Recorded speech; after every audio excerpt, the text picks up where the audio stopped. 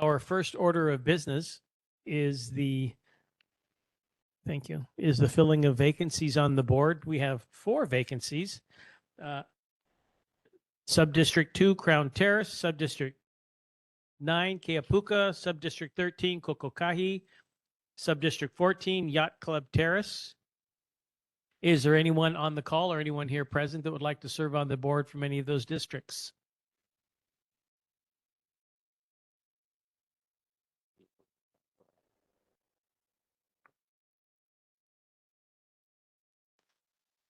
Hearing none. Moving on to the state and city reports. Honolulu Fire Department, first up. At large.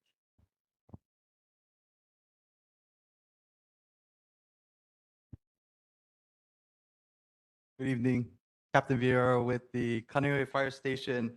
These are the monthly reports for May. We had 1 structure fire, 9 activated alarms, 120 medicals, 1 motor vehicle collision with a pedestrian, 5 motor vehicle crashes, collisions, and the fire safety tip and announcement for the month is on wildfire prevention and preparedness. Hawaii is entering a period of increased wildfire risk with dry conditions, tall grass, and shifting winds. 1 spark is all it takes. Most wildfires are human-caused and preventable. Take action today with these tips. Clear dry brush and vegetation around your home. Never park on dry grass. Hot exhaust can ignite it. Avoid activities that create sparks or heat during dry, hot, or windy weather. Stay aware of weather and fire conditions. And for more information, visit fire.honolulu.gov and hawaiiwildfire.org. Are there any questions? Any questions for the Honolulu Fire Department? Chair, just one quick question. There was a great presentation this afternoon from 12 to 1 on Hawaii wildfires that was put on in collaboration with the Honolulu Fire Department. So thank you for that. Oh, sure. Thank you. Mr. Sakamoto. Yeah, thank you, Chair. Thank you for our fire department. Great kudos for you. My question is, when there's a wildfire and then it's extinguished, is it true that on the roots underneath, like different vegetation is still burning, so you would have to make sure to keep an eye just in case it reoccurs again? Yeah, the surface fuel may not be the only thing burning. It could be if it caught and went down into the root system, there is a chance that that has retaining that heat and could rekindle. So one of the things that we will do during our fire suppression efforts is to kind of dig into that root system to try and ensure that everything is cooled down and kept wet. If this is something that you're preventing in your area, then absolutely, yeah, you want to really saturate that area to prevent any of that underground root systems from rekindling. Great, thank you for the info. Sure. Do you have any input about the pole down at Kapa'a Quarry today? Were you I guys? do not. We were following it, but I don't have any details on exactly what happened there. Mahalo. Sure. Any other questions? Mahalo. Thank you. Next up, Honolulu Police Department.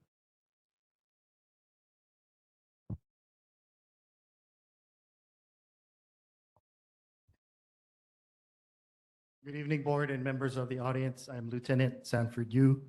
Also with me is Captain Campbell and Sergeant Nakagawa. I'll present to you the stats for April. In April, there were no motor vehicle thefts compared to 4 the previous month, 1 burglary compared to 5 the previous month, 15 thefts compared to 10 the previous month, 5 motor vehicle break-ins compared to 3 the previous month, and 0 robberies. We responded to 1,690 calls for service. I'll be willing to answer any questions at this time. Thank you for the brief. Any questions for Honolulu Police Department? Donald. Sakamoto. Yes, thank you, Chair. Thank you, HPD District 4. Fantastic job. I was able to talk to Captain Campbell about the May 2nd speeding on H3. And kudos for you folks who are doing a great job on District 4 to control that speeding noisy vehicles. Appreciate it. Thank you. Thank you, sir. Any other questions for Honolulu Police Department? Hearing none. Easy day. Excellent. Mahalo. Good night.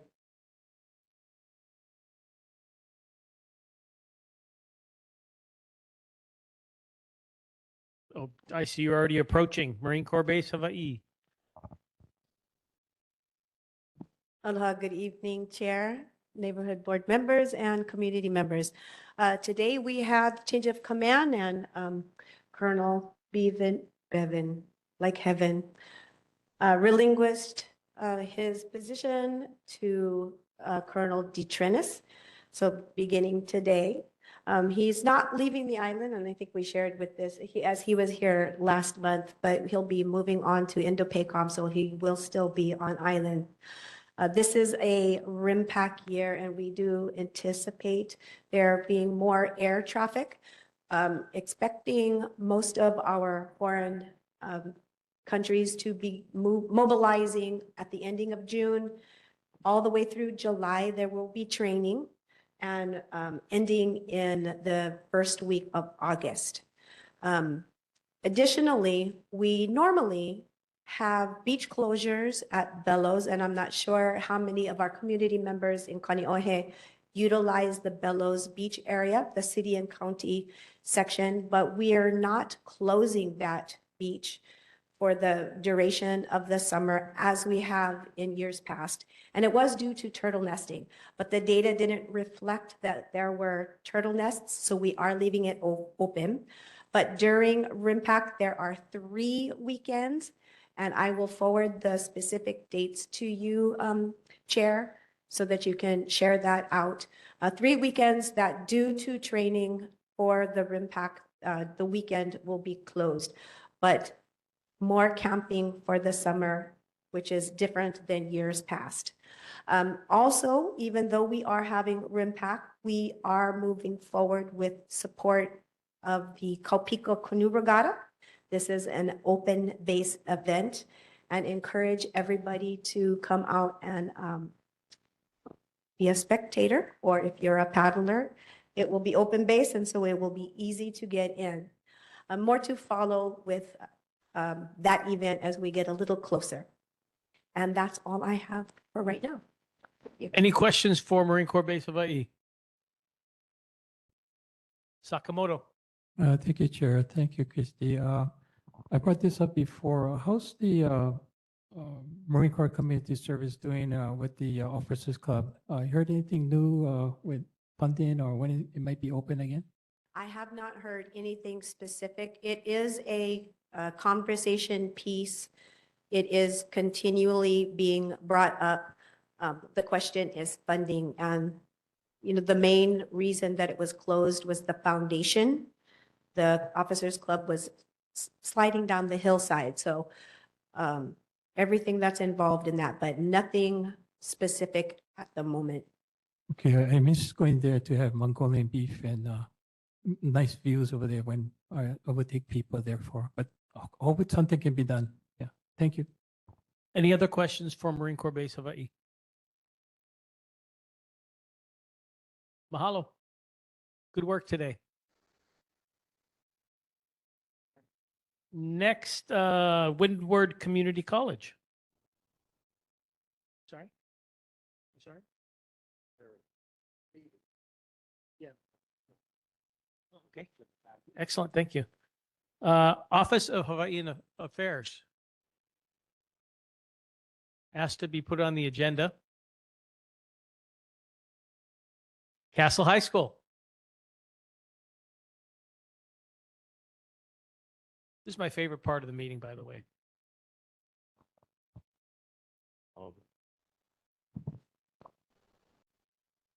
Good evening. My name is Karen Pierce, and I'm here on behalf of Castle High School. We just recently wrapped up with our graduation, and we're just planning for future events to come. That's all. That's it? Yep. Any questions?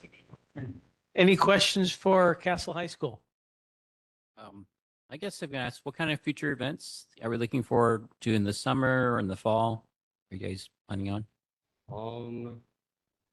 Regarding like the whole school, there are some of the things that benefit like the classes. For example, High Five. That's like recycling events. Classes make money, and all proceeds go to their graduation. That's just one of the many events that we're planning. Are you a graduating senior? I'm a junior right now. Junior. Next year. Do they at school talk about, especially for graduating seniors, to be careful during this season? In graduations, lots of celebration, lots of party. I just saw a couple of trucks going by with smoke billowing out, and everybody was having a good time. A couple folks on e-bikes doing wheelies around the truck, so it looked like fun, but it also looked a little bit dangerous. Do they talk about that at all, or is it up to you guys to figure out what's safe and what's not? Some of our teachers talk about that, but hasn't really been talked about like for the whole school. It's just Okay. been- So some teachers talk about it. Awesome. Thanks for coming in. Appreciate it. Question. Yeah, question, Sakamoto. Thank you, Chair. Yeah, I have a question. I'm a 1980 grad of Castle High School alumnus. When I was going there, they had carpentry shop, automotive. They had Future Farmers of America as well as electronics, which is my specialty. What courses do they have right now? Is it automotive and anything else? Right now, I know that we don't have carpentry anymore, but we do have automotive, FFA, which is Future Farmers of America, and pretty sure they got rid of electronics too. Yeah, well, I hope they can bring carpentry. We need more carpenters here, but thank you anyway. You can add something in. Sorry. I'm just here to help in case there's more questions. Awesome. I thought you had a carpentry or electrician question. Appreciate you coming up and supporting your friend. Thanks very much, you guys. Thanks for the questions. All right, moving on to board briefs and discussion. There is a board brief coming up it's our own Emergency Preparedness Committee has a presentation to make to the board. Thank you, Chair. First off, I just would like to acknowledge this is National EMS Week. So again, to note that. Before I go any further, obviously we've gone through a lot in the last month and a half with the Kona lows, et cetera.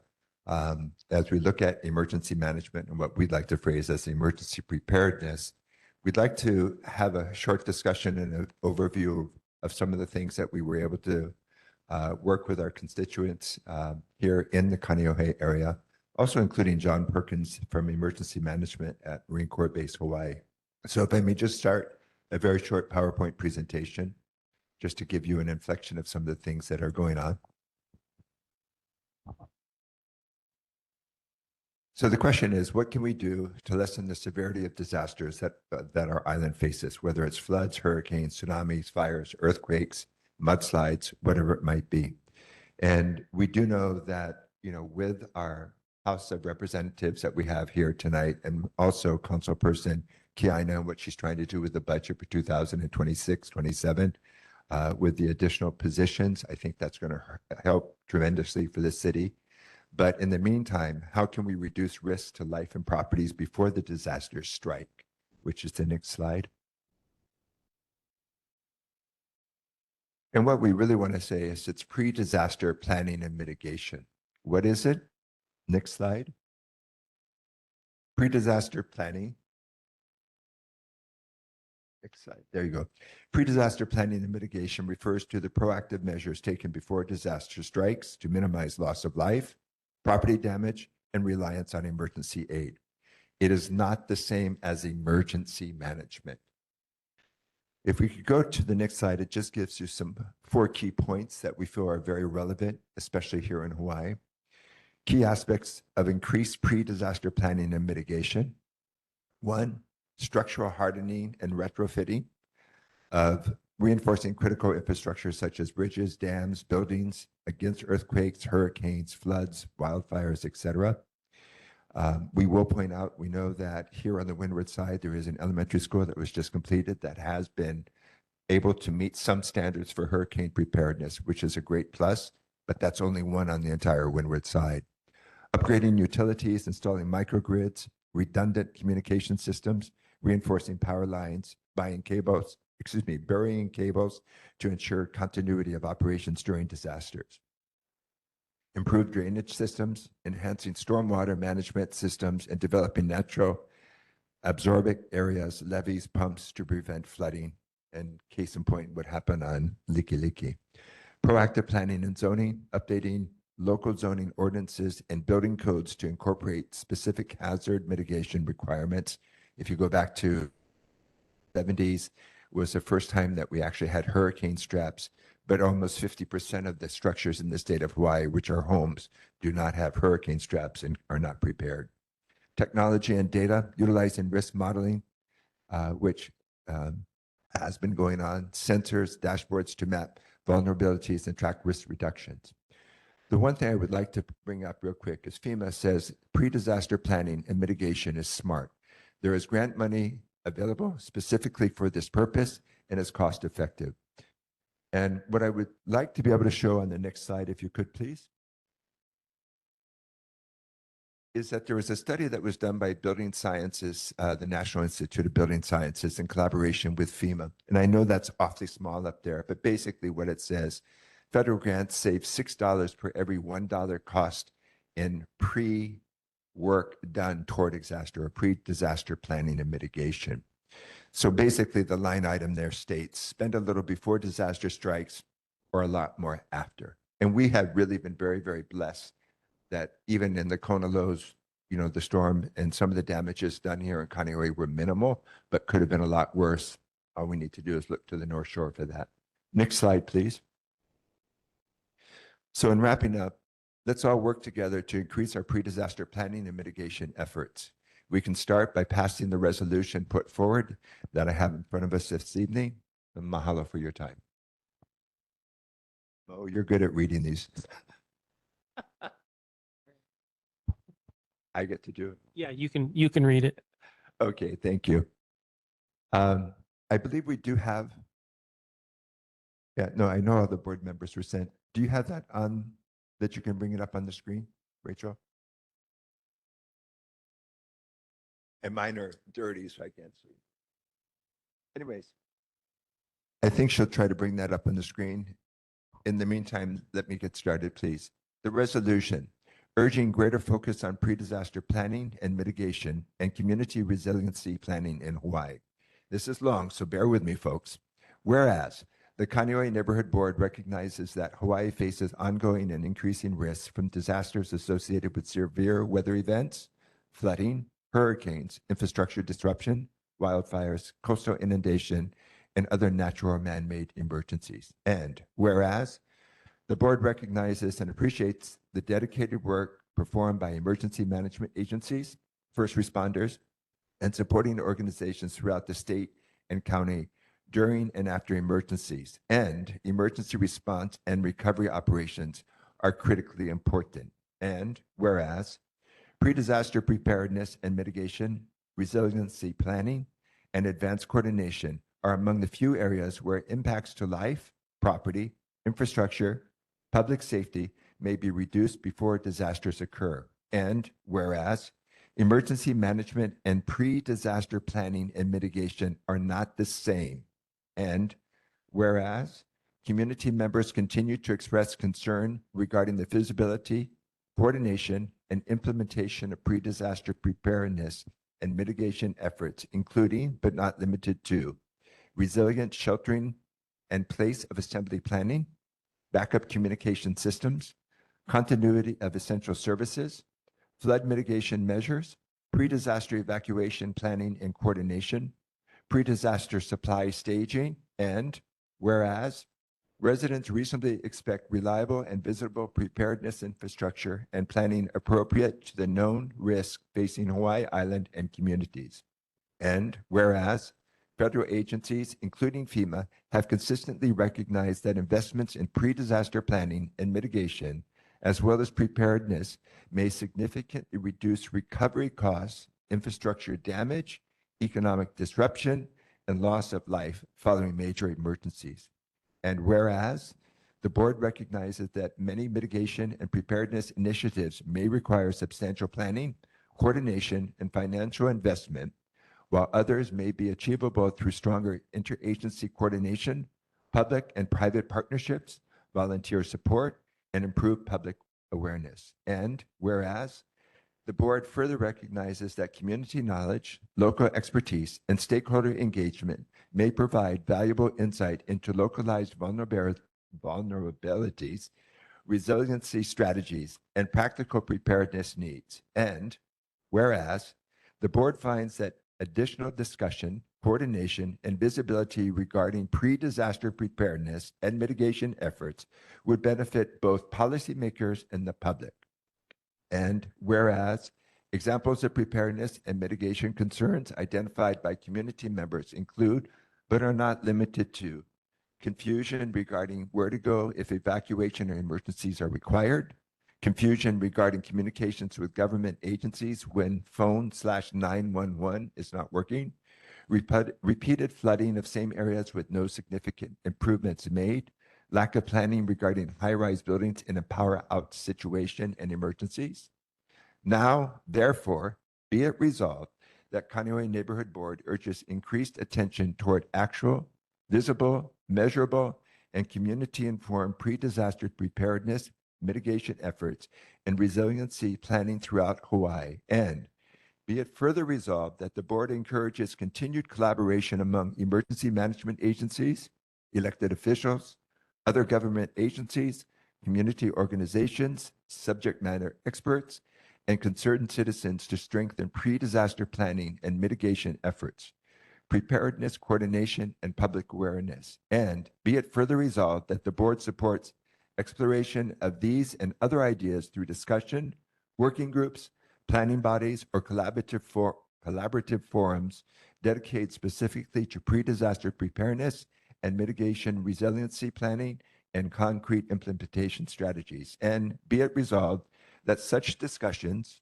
of future preparedness initiatives, mitigation opportunities, and infrastructure considerations such as future government buildings built to shelter specifications, existing larger buildings hardened to shelter specifications, in lieu of shelters, dedicated places of assembly designated in advance, pre-staging of emergency supplies at these designated places of assembly, local community members trained to assist first responders when immediate needs arise, redundant communications capability island-wide, continuity of operations between government agencies and community efforts, food and storm mitigation measures, flood and storm mitigation measures, scheduled maintenance of existing storm drainage infrastructure, etc., design and implementation of new storm drainage measures, care of our kapunas, community pre-disaster preparedness coordination,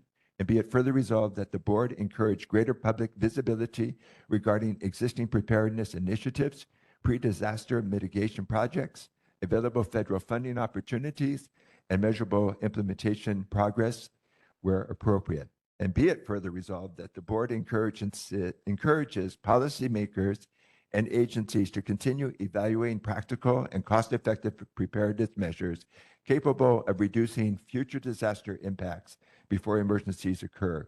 And be it further resolved that the board encourages elected officials, policymakers, and agencies to consider the creation of a pre-disaster planning and mitigation work group or government agency to explore how we can make a proactive approach to our pre-disaster planning and mitigation efforts in order to make these efforts more successful. Be it finally resolved that the certified copies of this resolution be transmitted to the Governor, Hawaii Emergency Management, HIEMA, Honolulu Department of Emergency Management, the Mayor and City County of Honolulu, members of the Hawaii State Legislature, members of the City Council, Hawaii Congressional Delegation, and all Oahu neighborhood boards. Thank you. Wow. That was a lot of information packed into the board. So very good job on the Emergency Preparedness Committee for developing this. And thank you. Does anybody want to make any motions? The resolution's been read. Does anybody want to make a motion to? I motion to accept Sakamoto. Motion moved to accept the resolution. Seconded. Discussion? Discussion. Yes, discussion. Yes, Sakamoto here. Sakamoto. board member as well as on the committee emergency response team member and a blind individual disabled. I would like, besides Kapuna, I would like to put the verbiage of disabled in there so that we have those people are not forgotten because people like myself and others, we need help and especially the Kapuna. So if you can put the word in there for the disabled, I would appreciate it. Yeah, there was a be it further resolves with future government buildings, and it ended with community pre-disaster preparedness coordination. Kapuna is- And then you said something about care of Kupuna.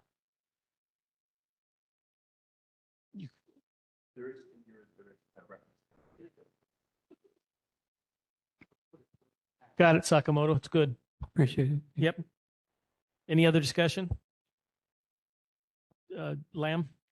Yeah, thank you, Chair. Thank you, Dale, for the guess we call the motion for the, it's a lot of good work, a lot of detail in there. I think it's addressed a lot of things that we've been looking for in how to help this community and some of these issues like maintenance.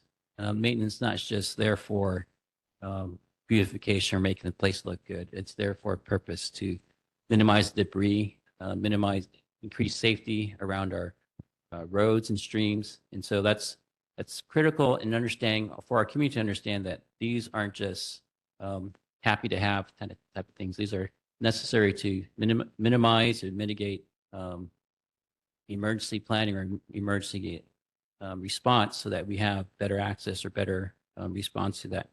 And I think one of the things that I'm not sure if you actually touched on it is that planning for alternate access routes and planning to utilize everything available, because we have new roads, but they're also old roads. There's also old routes that have been in the past that have been usable. We should maintain everything that we can have access to.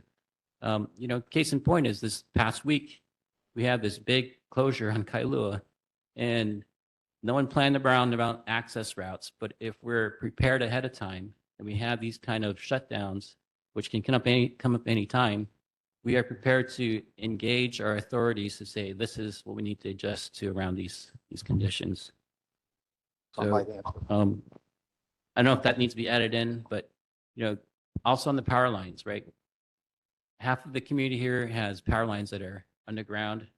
Yeah, at some point it was always up above the ground, but at some point we started planning for underground, but the other half is still up there. And every time we get a big windstorm, power outages go out. So if we have this, I like that part of the resolution because I think it tells the rest of our government or HECO, whoever who's looking for funds, that there are funds available. Federal offers those.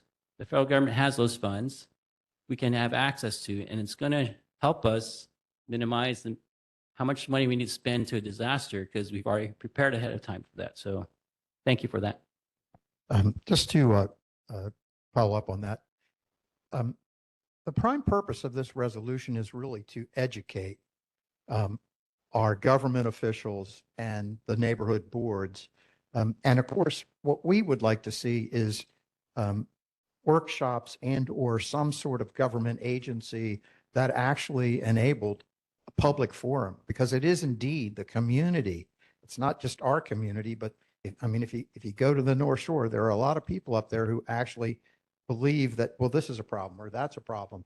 And it's sort of, laying dormant. So the first thing we want to do is educate everybody. And then hopefully there will be some sort of forum or, as I said, government organization that would be formed to listen to the community members, and perhaps, it'll start an impetus to solve some of these problems that the community knows exist. The power lines being a good example. So, yeah. Is there anything in here about power lines? Yes, Or- there is. Okay, thank you. Yeah. Any other discussion? May I just close, Chair, if I may?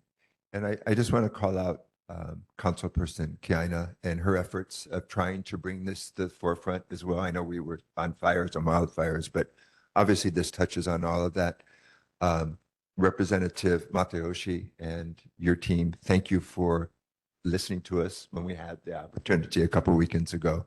But I also want you to know that when we did have the neighborhood or the windward emergency, we had the opportunity to talk with a number of the people here in the community, and there's like some 50 people that actually signed they called it a petition, we called it something else, just saying, can we have a better voice when it comes to emergency preparedness?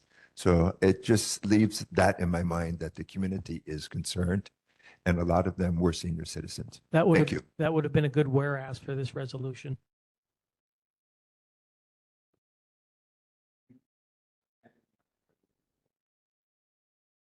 Can we add it?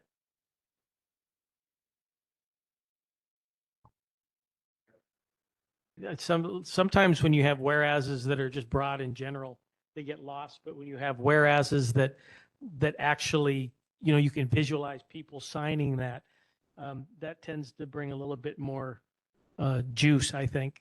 So that's my recommendation, is we add some kind of language there. Any other discussion? Hearing no discussion, is there a motion to close discussion? Call the question. Okay. With the resolution as written, with the addition of Kapuna Care is there, you said? And you're going to add the disabled utilities is already there, and it doesn't have to be a whereas, but a comment about a voice of the community in indicating the number of folks who signed that during the Windward Emergency Preparedness Fair.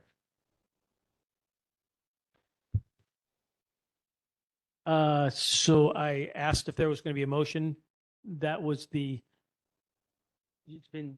been moved. Who moved it?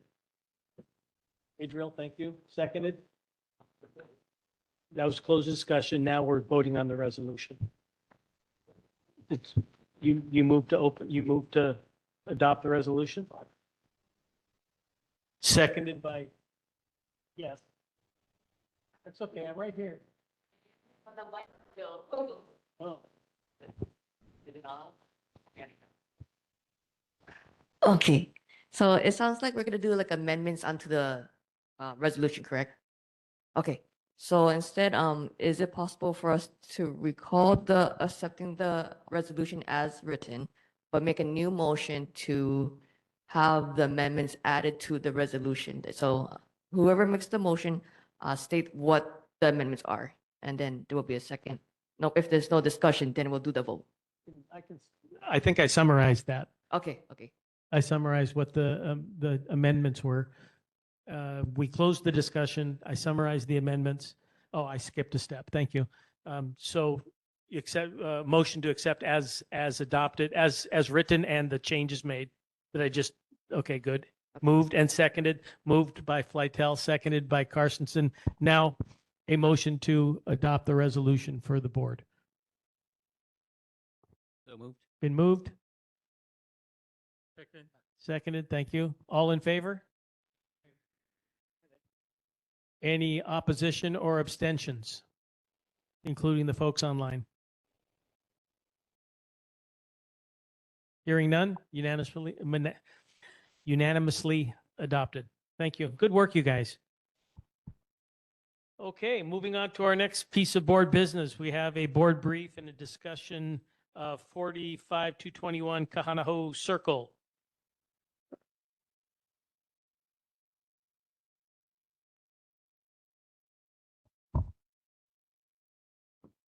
Thank you, guys. My name is Taylor Castor. I'm with Integral Consulting. Yeah, we're here to talk about the new boat dock that Mr. Mike Elkoff is proposing to put in at his residence here on Kāneʻohe Circle.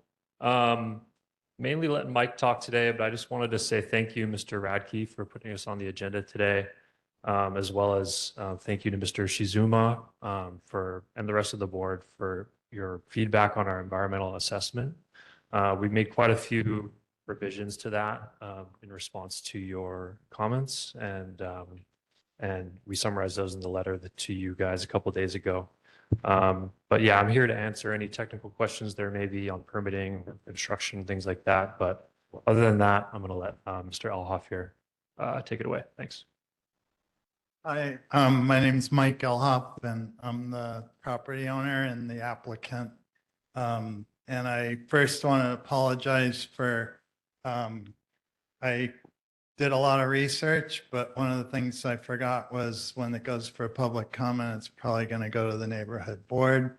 And I didn't think about that. Otherwise, I would have been here in March. And so thank you for giving us the time. But basically, I want to introduce myself and just let you guys know that I'm a 40-year resident of Oahu, 10 years in Kāneʻohe, mostly on the bay. And my very first place I ever lived was Lilipuna Place. And I fell in love with Kāneʻohe, and I finally made it back. And anyway, fixed up a falling apart house, and but my dream and my entire life has been on the ocean. I'm a marine engineer by training, and I spent my whole career here with water and wastewater treatment, pumping, pump stations, and all that good stuff. But I spent 10 years trying to get marine plastics out of the ocean by limiting single-use styrofoam and plastic containers. And 5 years ago, I embarked on this effort to try to get a dock at my place. And it is a difficult process, but from the start, I thought about my neighbors, my community, the bay, the coral, the ecosystem, and making sure it was done right, done legally, including resolving encroachments when I first got the property that had never been resolved for 55 years. So that's my objective, is just to do it right and to make sure you guys are aware of what we're doing, why, and make sure and answer any concerns. I do have some letters that are included in the EA. The very first thing I did was reach out to all my neighbors and make sure, including the Hawaii Institute of Marine Biology, who's also my neighbor. Their house was donated to that.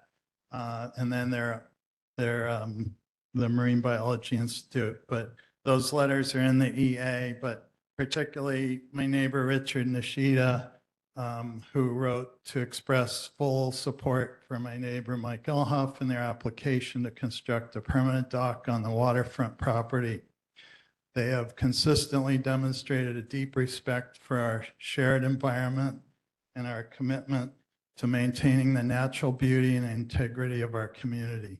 The proposed dock project reflects the same thoughtful approach. The addition of a permanent dock would not only enhance the functionality and safety of their property, but also contribute positively to the neighborhood by promoting responsible water access and recreational use. Importantly, it would help reduce the need for boats to anchor directly on the reef, a practice that can cause significant damage to fragile marine ecosystems. By providing a designated stable access point, the dock would help preserve the health of our reef system while still allowing for responsible enjoyment of the water. I understand that Mike Elhoff has taken steps to ensure the design complies with all relevant environmental and zoning regs, and I trust that the construction will be carried out with minimal disruption to the surrounding ecosystem. In a coastal community like ours, access to the water is a cherished part of our lifestyle. Supporting well-planned infrastructure like this dock helps preserve that access while encouraging stewardship and care for our natural resources. I respectfully urge the relevant authorities to approve this application and allow Mike Elhoff to proceed with their plans. And I thought that represented kind of a lot of the discussion about public or private access, but I definitely did my research before I even started this on people's docks that were falling apart, docks that had never been permitted, docks that were not safe, and to go about this in the right way. And then just final thing I'll say is that submerged lands remain public trust lands and that this should in no way impede public access, navigation, or any other use of that waterfront. I wanted to make sure and answer any questions. Thank you for clarifying. You saw what the statement of the record was from the board. That record still stands.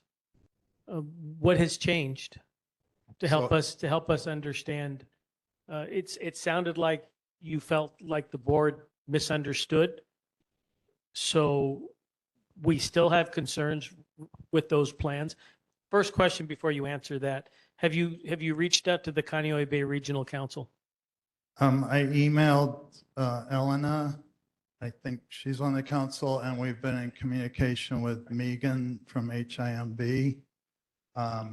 So we're definitely trying, and I reached out to DLNR to try to get some of those contacts. I think the board still has its concerns, and it'll stay that way. But if you can address those concerns specifically at the Kaneʻohe Bay Regional Council, you'll get traction. Got it. Brian Nielsen is the chair of the Kaneʻohe Bay Regional Council. I recommend through Elena, or if you can just reach out directly to him. He's Okay. at DLNR in the. I reached out to Kendall Tucker, and she gave me Elena's name, and there's also somebody on the boating committee. Yeah, you need to get in touch with the chair because the chair will put you on the agenda. Got it. And their meeting, I think, is in July, Okay. June or July. Coming up, though, there was just a meeting in May. Okay. And I wanted, Taylor, maybe you could talk to the specific concerns in the letter. Yeah.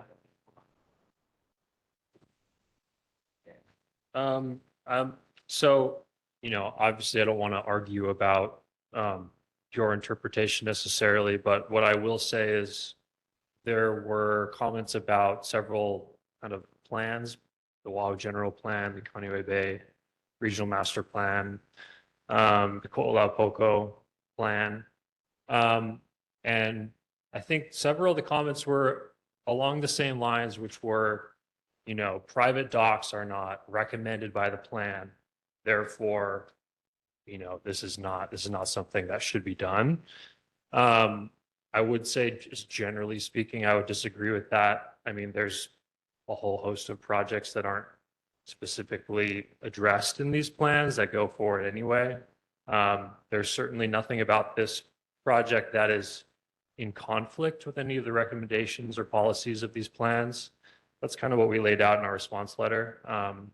As far as the Kaneʻohe Bay Regional Master Plan, I think that was one of the more specific comments that we got. There are recommendations in that plan that address public mooring areas, which obviously is not what this is a private dock. But the one recommendation in that plan that has any relevance to the dock that we're proposing is that mooring availability in the bay is generally not adequate right now. And so due to that, the plan did recommend that any private docks or private mooring facilities are not required to get mooring permits. And that's, at least I interpret that as saying, we're trying to make it easier and not put unnecessary regulatory burdens on private facilities. But there's nothing in that plan that I'm aware of that precludes this kind of project. It certainly talks about the moratorium on commercial activities, which I think everybody here supports, including myself. But this is not commercial activity. So that would be an explanation to give to the Kaneʻohe Bay Regional Council. Do you have any other community input requirements beyond that? There's not requirements per se, but we have made other attempts. I mean, I've talked to Rocky Kaluhiva last week, which also she also pointed me to the Kaneʻohe Bay Regional Council. So we want to make sure we're doing everything we possibly can to make sure that we address any concerns of any kind about this dock, cultural or otherwise. But as of right now, there certainly is no legal reason why this project shouldn't be. Our feedback from OCCL so far has been generally positive. And like Mike said, we've gone to great lengths to design this dock in a way that is absolutely minimal environmental impact. And I honestly, you could argue that it's almost a positive. It's going to, at the boat ramp that's at Mr. Elhoff's property, the thing is absolutely covered in coral. And the reason it is because it provides a hard substrate for coral to grow on. Coral won't grow on silt or sand. It needs a rock to start. Got it. So my next comment and question is going to be, when we started this whole process, there was no way that we were interested as a board to try and preclude somebody from doing anything, Mr. Imhoff. That wasn't our intention. Our intention was there are 3 plans that protect Kaneʻohe Bay and protect the community. Yep. And the impression of the board was we didn't think this plan addressed those three larger plans in that way. Yeah. So I think that's going to be it should be your focus if you're going to move forward with this. I don't have anything on the board for voting or changing anything. Sure. So I will open up for a very limited conversation. Yelena, you have a question online? Not a question. Hi, Mike. Thank you for reaching out. I just wanted to give you a heads up that I did let Brian know that you'd likely be reaching out to be added to the agenda. So I would suggest doing that as soon as possible because we are looking to schedule a meeting on June 2nd, and usually the agenda has to be posted about a week in advance. So yeah, he already knows that this is likely coming to the council, and it would be helpful if you could reach out. I just wanted to add that, Mo. Thanks, Elena. Okay, I will do that. And we appreciate you coming down and sharing your mana'o with the board. Yeah. Appreciate it. There was a question about the address being wrong. Okay. And then a question about whether private docks were allowed or not. So that was the tough one is I wouldn't have started this if they weren't allowed, but you have to do it in the right way. So just to clarify that. Chair, if I could add a comment.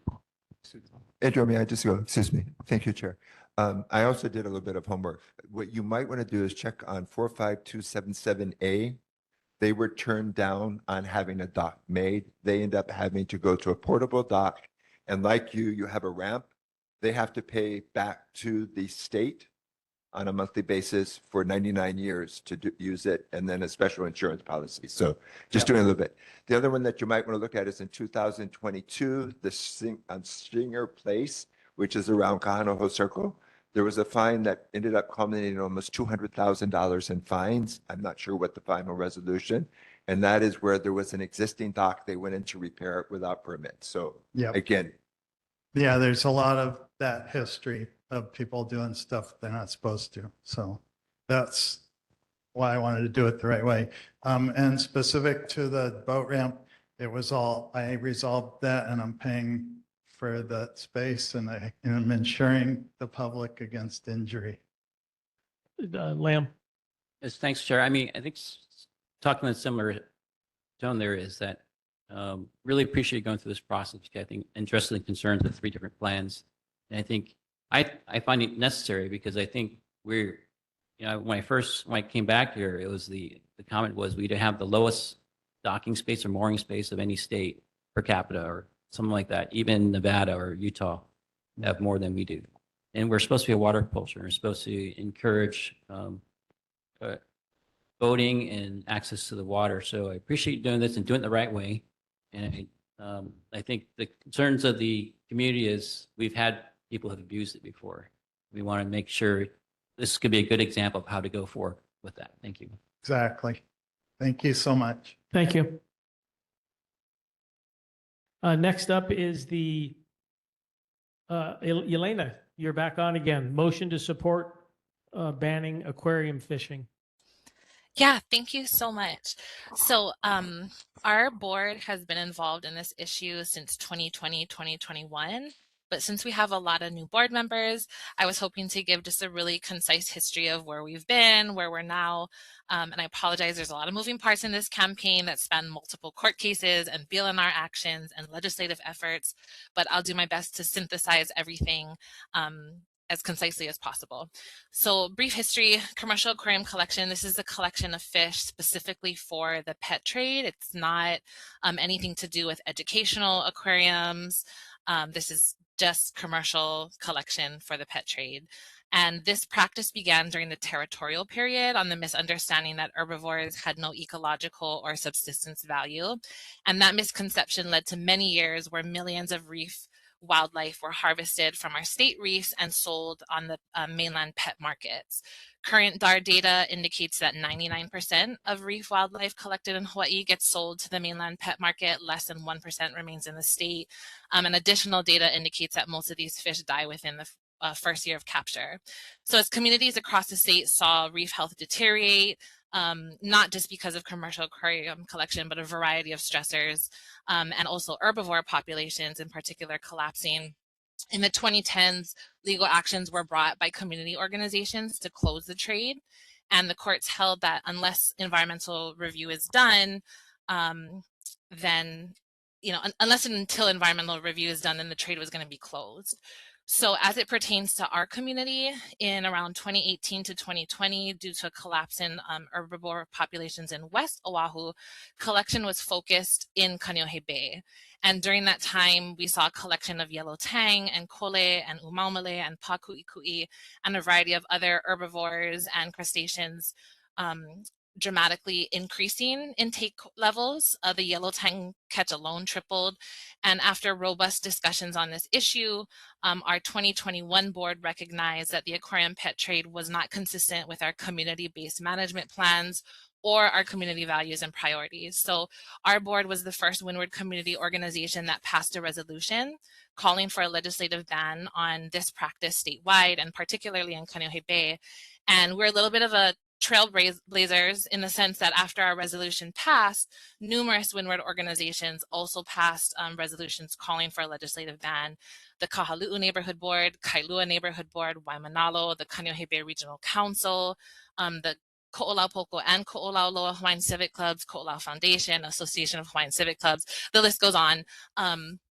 And there have also been consistent efforts at the legislature to pass a bill that would ban AQ collection. And we came really close this year when the bill passed both House and Senate. But despite hundreds of pages in testimony, the bill ended up dying in conference. So while communities were being activated and calling for a ban on commercial aquarium collection, the collectors started that legally mandated environmental review process, first on Hawaii Island and then on Oahu. The West Hawaii EIS was rejected by the Board of Land and Natural Resources. It was redone, and then it was accepted by default due to a 3-3 tie on the board at the time. The EIS was accepted by default under the HEPA regulations. On Oahu, an EIS was published in 2021. Our board also submitted comments on that EIS, and the EIS was eventually rejected by BLNR. Because the basis for BLNR's rejection of both the West Hawaii and Oahu EISs weren't addressed, a coalition of community groups, including Kaneʻohe's own Ko'olaupoko Hawaiian Civic Club, filed a rulemaking petition asking the board to adopt rules to ban collection. That petition was unanimously accepted, but the AGs incorrectly informed the board that they didn't have the authority to adopt rules banning collection. So DAR ended up going forward with rules to regulate it instead of banning it. And those rules are going through the public hearing process now, and I'm told is going to be before the board sometime at the end of the summer. So fast forward to current day, the court recently issued an order that the board actually does have the authority to ban commercial aquarium collection. So this is going to be an issue before the board to decide what they're going to do with that rules package. But the collectors have also recently published an EIS preparation notice. And so that's why I asked Mo to add this to the agenda tonight for two reasons. One, I wanted to make an announcement letting folks know that there's going to be a scoping meeting on May 26th from 5 to 7 p.m. at the BLNR meeting room. And that's an opportunity for the public to comment on this EIS that the Oahu collectors are preparing. And the second reason is to ask the board to consider once again weighing in on this issue, consistent with our position in the past. And so I did email you, Mo, a draft letter, and I apologize to the board. I wasn't able to get it to folks sooner so that you could review it before. But most of the letter is consistent with our EIS comments. One section has been synthesized to, condense what we had in our comments, but there are 2 new sections that I was proposing. Mo, I don't know how you think best to run this, but I can just briefly explain what those 2 new sections are. Yeah, that's the failure to consult and protect Native Hawaiian resources.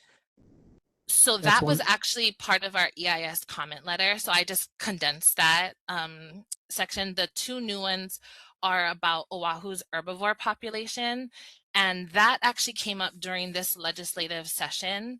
So DLNR itself, and I think there's a consensus in the scientific community that Oahu's herbivore population is in peril.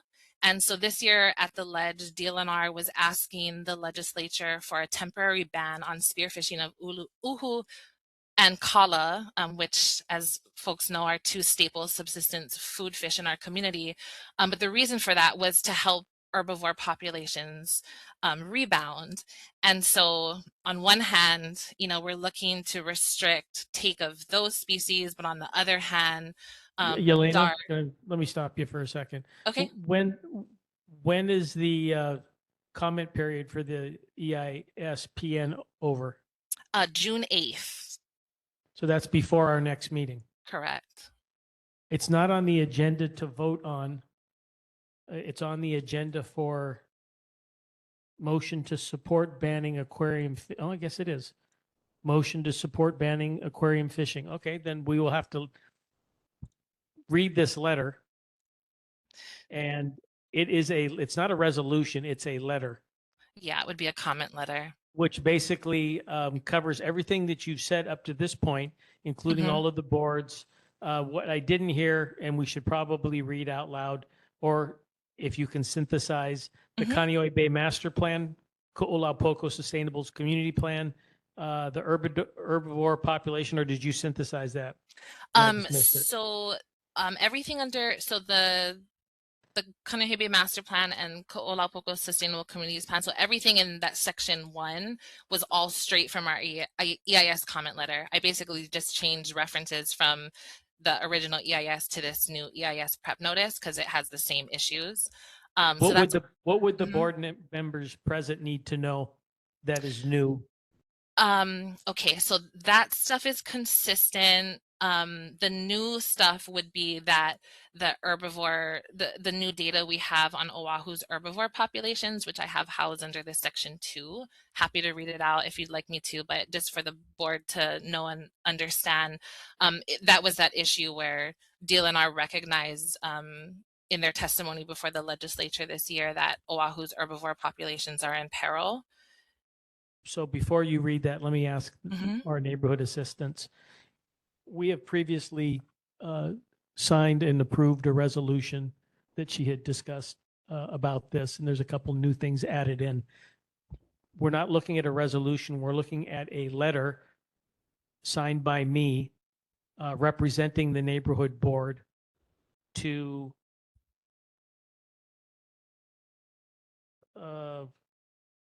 DLNR, Division of Aquatic Resources, and Hawaii Fishers Association as our input to the EIS preliminary notice.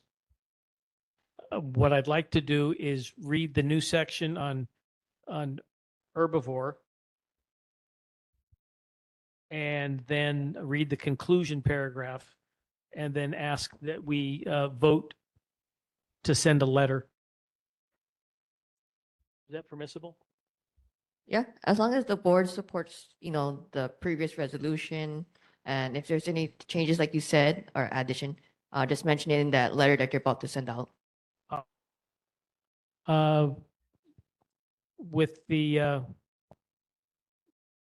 board's approval, Oahu's herbivore population is in peril and the applicant should consider alternatives that would not further harm Oahu's reef ecosystems.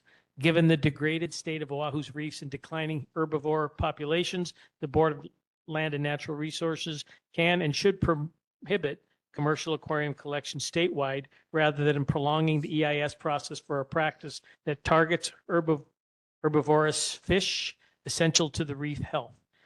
During the 2026 legislative session, DLNR itself acknowledged that significant stressors affecting Oahu's herbivore population, including Oahu's high population density, the negative impacts of coastal development, watershed degradation, and invasive algae that smother and kill coral reef building organisms when it proposed temporarily banning spearfishing of uhu and kala, two staple subsistence food fish in our community.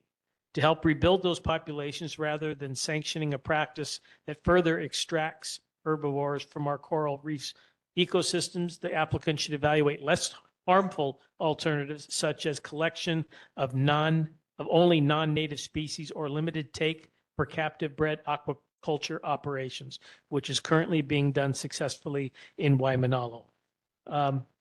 Elena, is there anything else I need to read?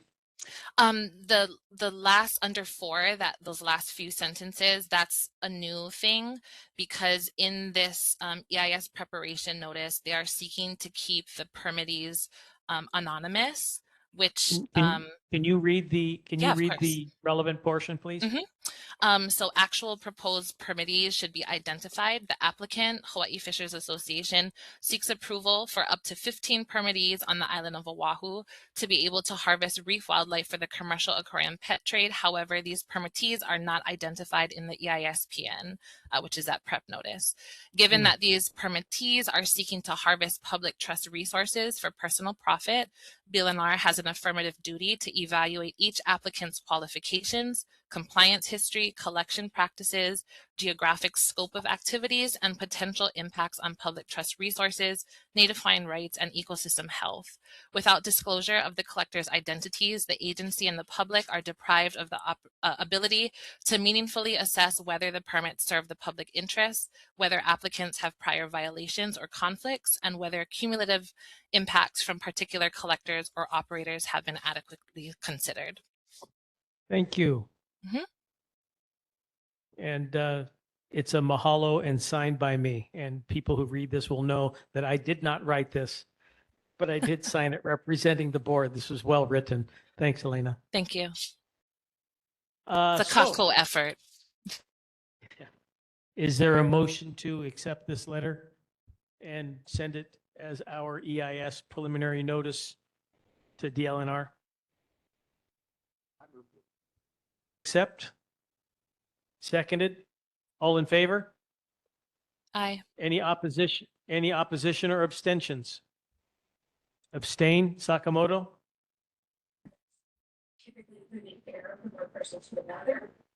It's really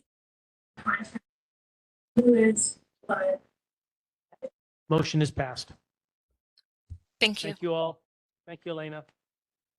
Moving on to resident community concerns. Are there any resident or community concerns at this time? From our day-to-day life, this is not really. Yes, come, sir.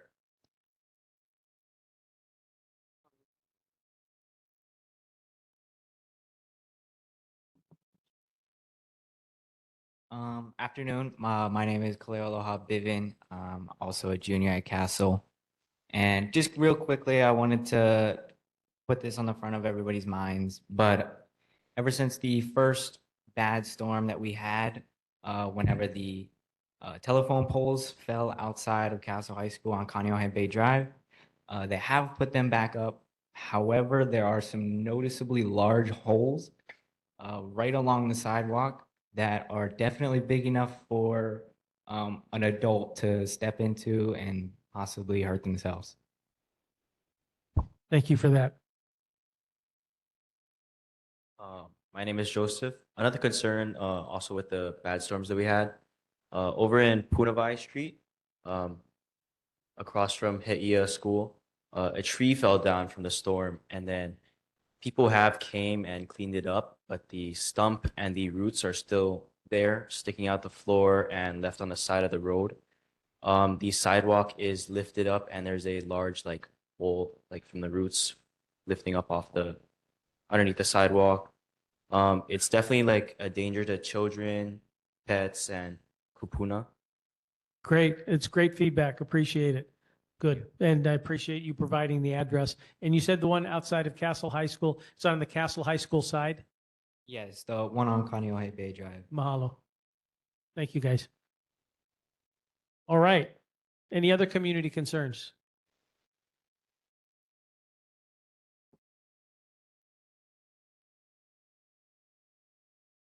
Hi, good evening.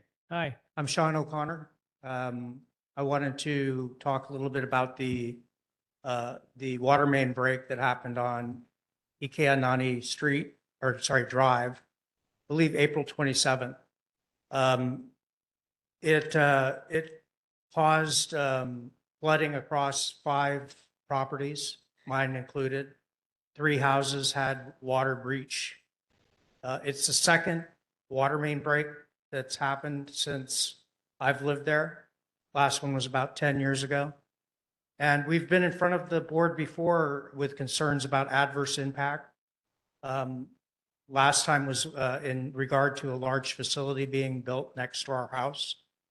And it kind of dovetails a little bit into the presentation tonight about preparedness. But one of our concerns, and great to hear the quoting of the Ho'olaupoko Sustainable Communities Plan and the Kaneʻohe Bay Master Plan.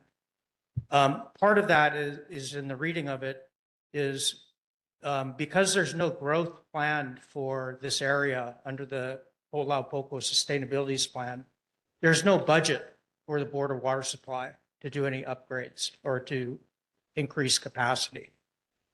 So what we're stuck with is kind of this aging infrastructure. And the city's gotten really good at taking care of emergencies when they happen. They're right out there, they patch things up, and it's great, but then they leave the patches. So we have electrical poles that are rigged in one day by PECO that they do a great job getting power back. But you walk around any neighborhood here and you see the temporary fixes. Similarly, in our neighborhood, we've had this issue with water runoff. We've raised it a number of times, and we just want to make sure that we're on record again as, this is an ongoing concern. When there are events like this, we really would like to see engagement, not only by the city, but also by the state, which operates 2 of the storm drain areas in that area that have not been cleared, and see them proactively come out after these events and look at the infrastructure. That hasn't happened that we know of. One of the city storm drains into the area remains clogged. And there's an ongoing landslide from I'm not sure if you're aware of the blind corner there on Kaneʻohe Bay Drive. As you come off of Mokapu, you make the left, head towards Kaneʻohe Marine Corps Base.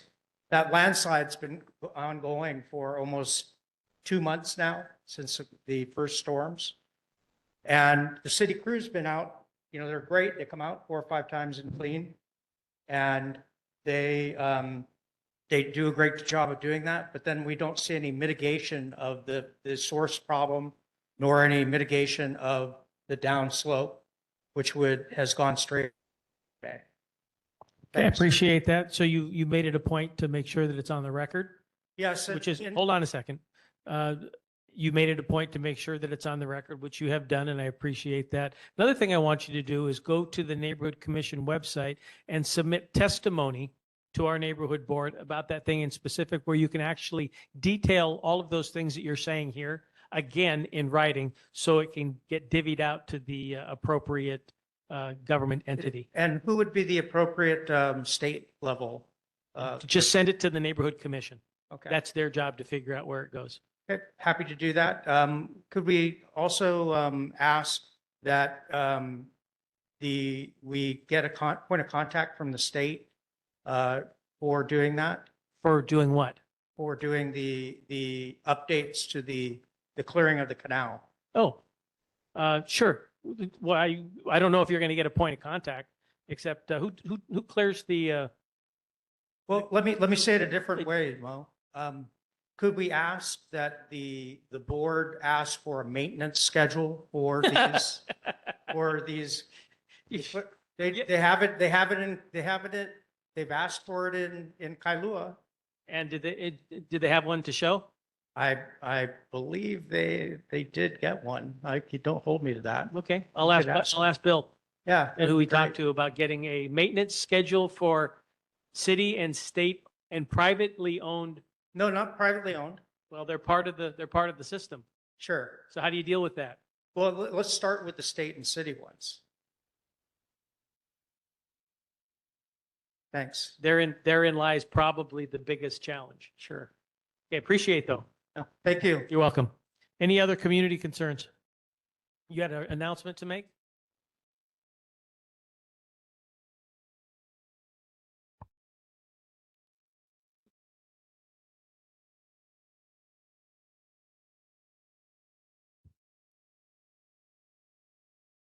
Hi, this is Lisa Usato from Windward Neighborhood Security Watch Coordinators Group. And I just wanted to let you know that on Thursday, June 18th, from 9 a.m. to 11 a.m., there will be this, the Coffee with the Cop event at the Starbucks Enchanted Lake. So if you have any concerns, and if you have any questions or anything that you want to share with the officers, then it's a good time to go to the event. And that, again, is on Thursday, June 18th, from 9 a.m. to 11 a.m. at Starbucks, Enchanted Lake. Thank you. Thank you. It's also a good chance. You don't have to complain. You can just go have coffee and meet the local police officers in your area and talk story. It's a nice get together. Thank you. Any other community concerns?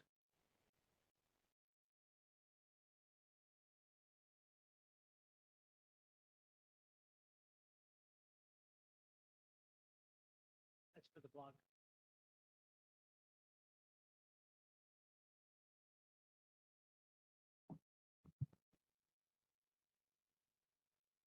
Two things. First is we would like permission to have the Kāneʻohe Christmas Parade on Saturday, December 5th. And I have to have permission documented in the neighborhood board minutes in order for the city to give me a permit to close the roads. Okay, well, it's been asked, it's been blessed twice. Okay. So I guess we need to make sure it gets into the minutes. Yes. That's what you're saying. Yes, Okay. that's what they're looking for. Even in the, are they looking for printed minutes, or they won't look at not the video minutes? He says he wanted to see it Okay, in the minutes. super. Okay, and a second question, a second part of this is, usually we put out the applications for people to be in the parade in September, October, but we don't put up parade banners until about November, a month before the parade. Last year, we tried to put things out earlier so that people would be reminded that, hey, the application is out there, think about it, because we were getting lots of requests, can I still be in the parade after the deadline had passed? So we asked a number of people if we could put banners up, like Burger King, Grace Mortuary. Now, Charlie, the guy that owns Grace Mortuary, he got a letter, and he wouldn't tell us who it was from, saying you can't have a banner up on your fence more than 1 week. It's true. It is true? It is true. Okay, Unless, unless, was the letter from a resident or was it from a government entity? he wouldn't tell me. Hmm. Which is why I'm asking, because the reason I want to know Well, is, there is a sign, what do you call it? What do you call it? Thank you, ordinance. There is a sign ordinance, and it does prohibit signs from being posted for a long period of time. But yeah, I don't have it on the top of my head, but Okay. you'd have to look at it. When I read it and I heard this initially happening, the person who complained about it was correct, but there is workaround. So read the ordinance. Okay. Part of it is Castle High School had a banner right next to our parade banner, and it's been up there a lot longer. Yeah, okay. And the banners on the fence of Ben Parker are up there for months with no dates on them. Yeah. I don't know if you can point to something like that to justify your case. No, I just wanted to know what the real. The what real, the real ruling reason is the ordinance. And if we follow the ordinance, you can probably do what you need to do. And if there, and I totally get that if you see something somewhere else that doesn't look right, or it's not fair because that sign hasn't come down, it probably should need to come down if that's the case. Because the ordinance is there for a reason, and that's to prevent clutter all over the place, notwithstanding campaign signs. Okay. I guess I'm having a hard time finding some of these ordinances. I bet you I have it on my search. I'll have to look it up. Are you going to talk about it? Go ahead. I love solving. Revised ordinance of Honolulu, chapter 21-7.20. Special events banners can only be up for 7 consecutive days, but non-commercial banners, which this is a non-commercial entity, on residential property, there's really no limit on that. And honestly, it's a constitutional issue on free speech, whether people can do that or not. So Grace Mortuary, I'm not sure, maybe they have a argument that the constitutional free speech provision doesn't apply. I would, as an attorney, differ with that, but certainly we could put it up on Moses's house and things like that for longer than that. Like I said, Castle High School had a banner for the craft fair. Yeah, exactly. So not a commercial real thing, right? It's a nonprofit. It's not like Blockbuster or something, right? Yeah. So I don't think it would hold up constitutional muster, honestly. But you know, it's really Grace Mortuary's choice in the end. So there is an ordinance. Not sure it will hold up in court. Okay, it sounds like what I read. Good, thank you. Also, announcement, Na Mele Ko'olaupoko is the biannual song competition. For those of you who want to Olelo Hawaii, Mele, and that's going to happen September 5th at Windward Mall Center Court. There's a deadline to submit your recording, and the entry form is both the deadline for the recording and the is August 5th. And this is going to be 5 categories: professional, amateur, Olelo Hawaii, adult, Olelo Hawaii youth, and English youth. And the Ko'olau Foundation is the one who's running it with Auntie Mahealani, and it's sponsored by Kamehameha Schools, Windward Mall, Ko'olau Foundation, Ko'olau Poko Hawaiian Civic Club, and I don't have my glasses, so I can't read this other one. So I'm going to leave these flyers up on the counter here, so all you aspiring artists, thank you. Give me one.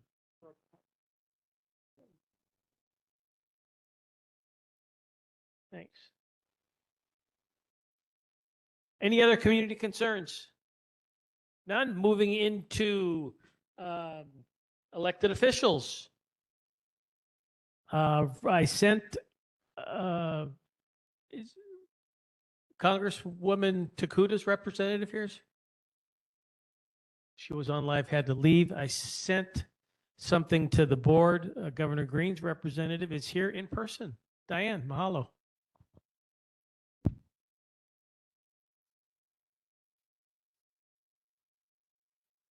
Hello, everyone. Oh, that was friendly. Okay, good evening. Governor Green's monthly newsletter, Kealoho, A New Path Forward, is out, and you could also sign up for it if you're not getting it. I gave the board a link to the website to both read it and to sign up for it.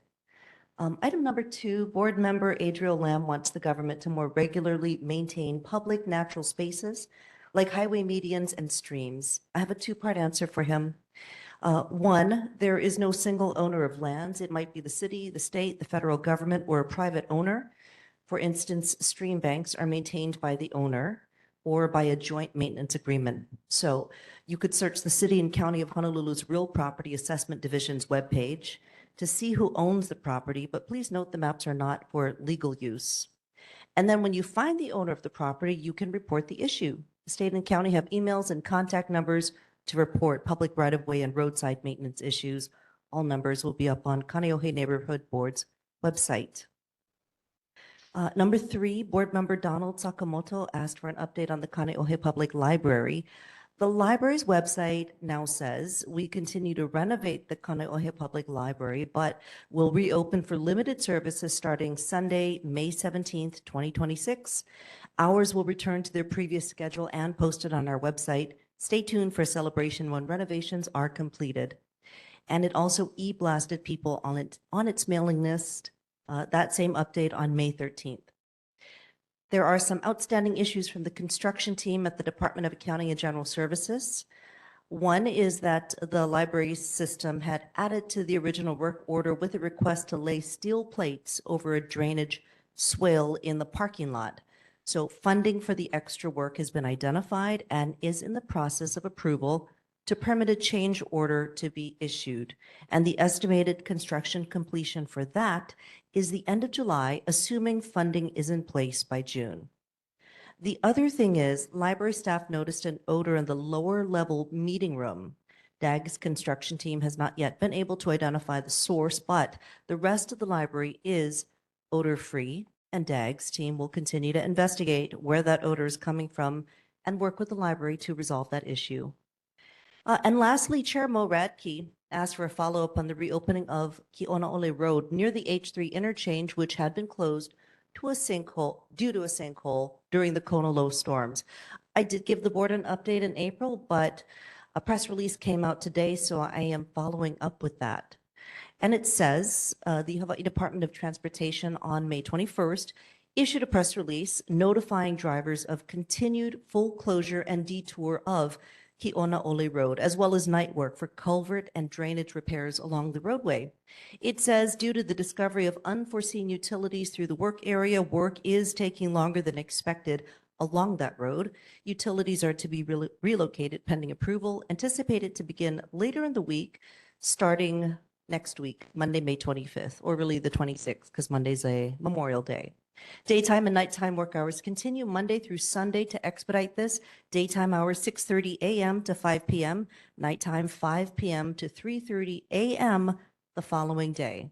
And further details and web links are on the Neighborhood Board's website. That is my update.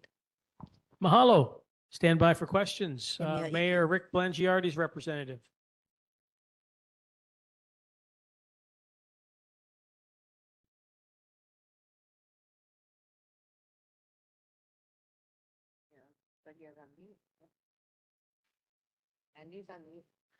You're on mute.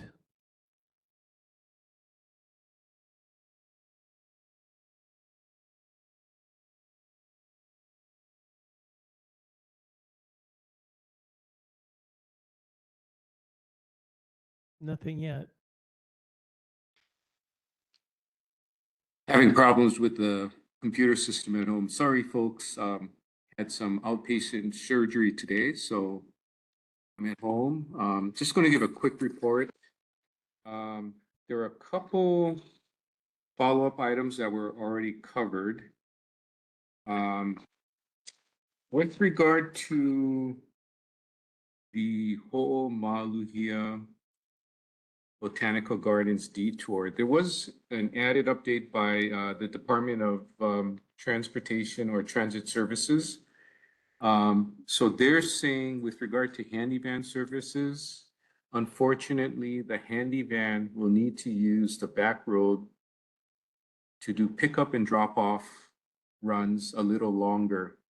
And they repeated what the governor's rep reported on with regard to the work required as a result of the Kona Low storm and the damage caused. So yeah, again, the back road pickup will have to continue there. With regard to the city in general, we are about to do the third reading of the operating and CIP budget on Wednesday, June 3rd. We invite all community members to participate. And the posting of the agenda should be up on May 28th.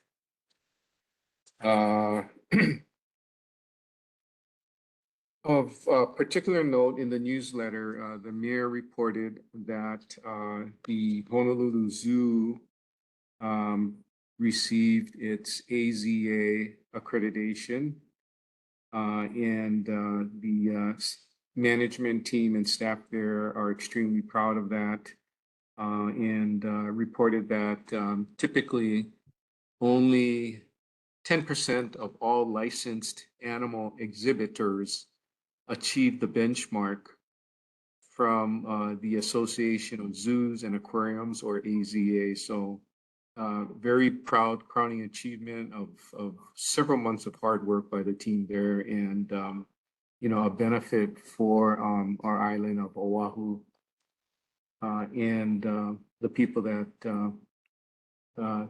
take advantage of you know, going to the zoo. With that, I'll stop for questions. Mahalo. Next up is Council Member Esther Kia'aina. Aloha and good evening, everyone. I wanted to thank the board for both of your presentations today. First, with regard to the emergency preparedness resolution, you know, the Department of Emergency Management only has about 15 staff, which is woefully inadequate. And so people wonder why they weren't there in full force for the Kona Lows. During the first round for the budget, they were able to add 8 additional. And I am fighting. We have a last hearing on June 3rd. I had a commitment, it's about $400,000 to add an additional 5. The environment has changed in DC, and it's beyond this administration. People are gravely concerned in a bipartisan way with regard to not just the cumbersome application process at the federal level for all agencies, but also the flow of funding. And I feel that the city and state need to bolster their capacity because things will change and funding is going to be flowing down directly, and we need to be prepared with the manpower necessary to help our communities. With regard to Elena on the aquarium, I'm also happy that you guys are moving in that direction. She and I have talked with regard to an Oahu-specific ban, and I'm willing to look at that given the fact that the state measure did not pass. With regard to speed reduction at King Intermediate School, as many of you know, I helped to pass a law which would decrease the speed limit. Senator Chris Lee had authorized it via the state legislature. So the first for the windward side is going to be at King Intermediate School, where there's going to be signage to decrease the speed limit from 30 to 20 miles per hour. It would be from 6 a.m. to 6 p.m. And this will be between Halaulani Street and Huinani Place. I mentioned previously that on April 3rd, we had a public safety committee regarding wildfire safety strategies and preparedness. Since then, I have met with the Hawaii Wildfire Management Organization, as well as the Kailua Neighborhood Board Disaster Preparedness Subcommittee.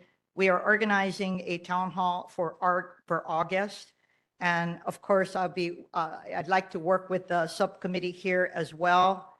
You know, there's so much that we could do separate from the government with community wildfire protection planning, Firewise Communities Program, and including individual home assessment programs for your homes and neighborhoods. So I'm hoping that we could work together so we can get the manpower by this organization, because their sole purpose is to help with fire preparedness.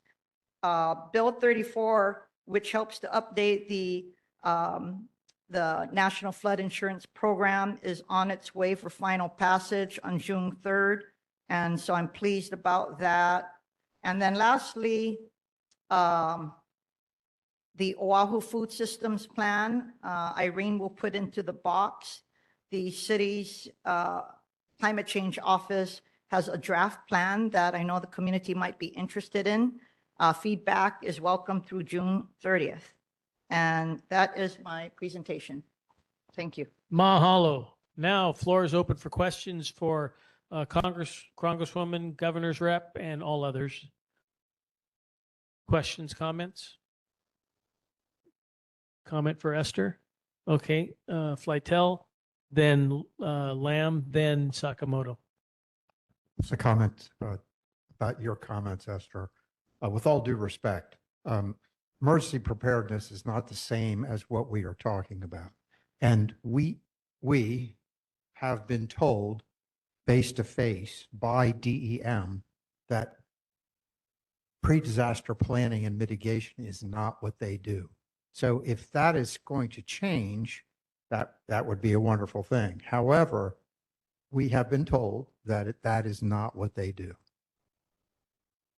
So that's why I'm suggesting, or the resolution is suggesting, that we need to have an additional something. I don't know what that is. I appreciate that, but I'm not making an excuse for them. Part of the problem is their capacity. And so I do know that there are other avenues to secure funding. And so they may not be the primary, but I'm trying to tell you that I'm trying to bolster their capacity to be able to have the ability to be able to better interface with communities. That's what my objective is. I have no objection to that.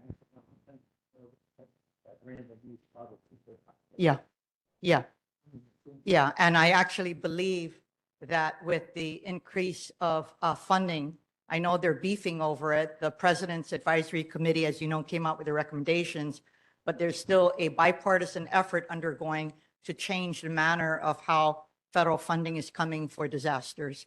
And through that change, I believe that if things have been inadequate, both the state and counties are going to have to step it up and realize that they can work with communities to better prepare for disasters.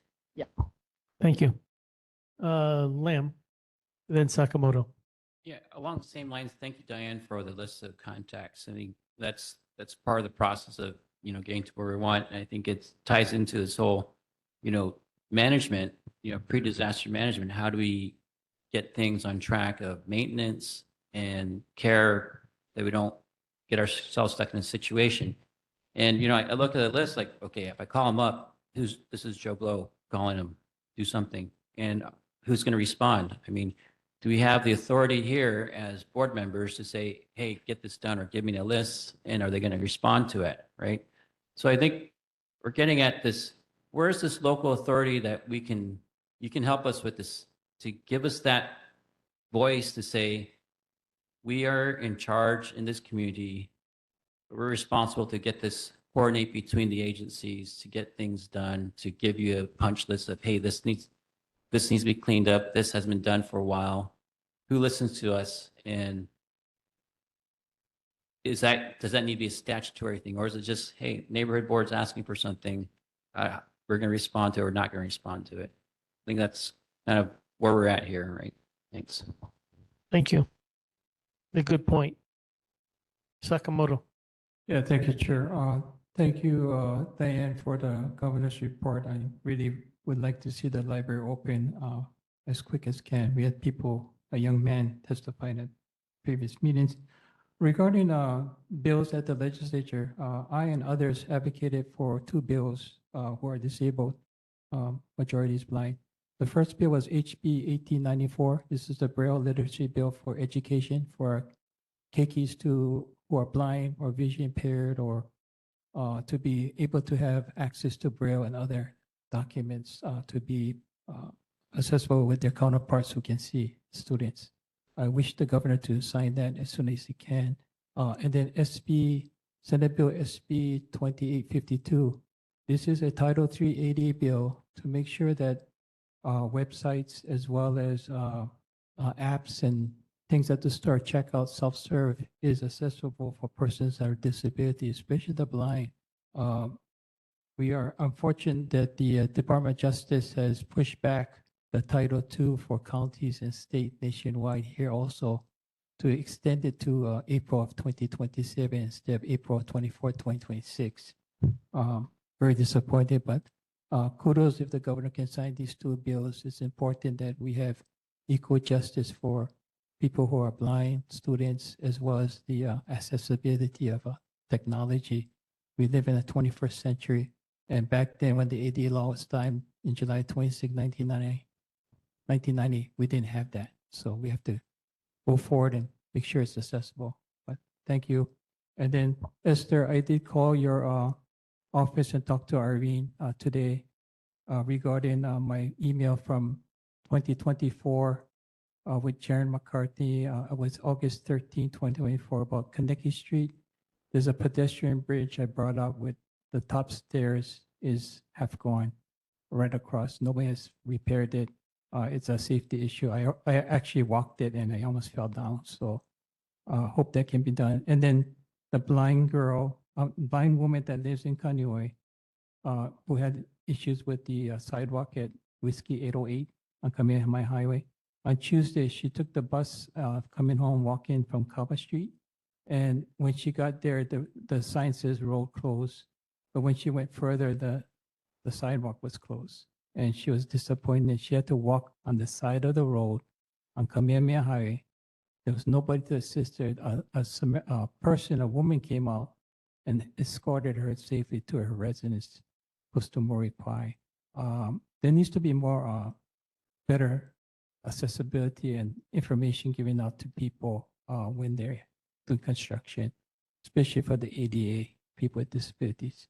And then, of course, Kaba Street, the same woman told me that the announcements don't work for the bus. That's a main hub right there.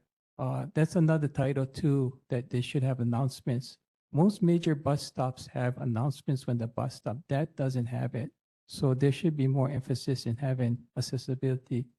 And finally, Andy, you gave me an email about the 311 app. I tried it out as well as somebody who is blind and very professional in digital technology, and it's not accessible for people like ourselves. He couldn't master it. He was a master of technology outreach in Hawaii, and he wasn't able to do it. I just wanted to let you know. Thank you. Thanks, Mr. Sakamoto. Okay. Yes. Aloha, Member Pilian. This is a question for the city and county people, whether that be mayor or Councilmember Kia'aina, about the Department of Housing and Land Management Clean Water and Natural Lands Program. How can we as a community, as a board, whatever, support getting more projects through that program here in Kāneʻohe? I'd like to see more of that kind of thing happening here. Thank you. Thank you for the question. You know, they have plenty of money, right? That's why I'm asking. Yes. So they get about 9 million per annum from a certain percentage of the real property tax. The backlog, I have to tell you, is in. So I guess please reach out if you don't feel that you're getting any response from them.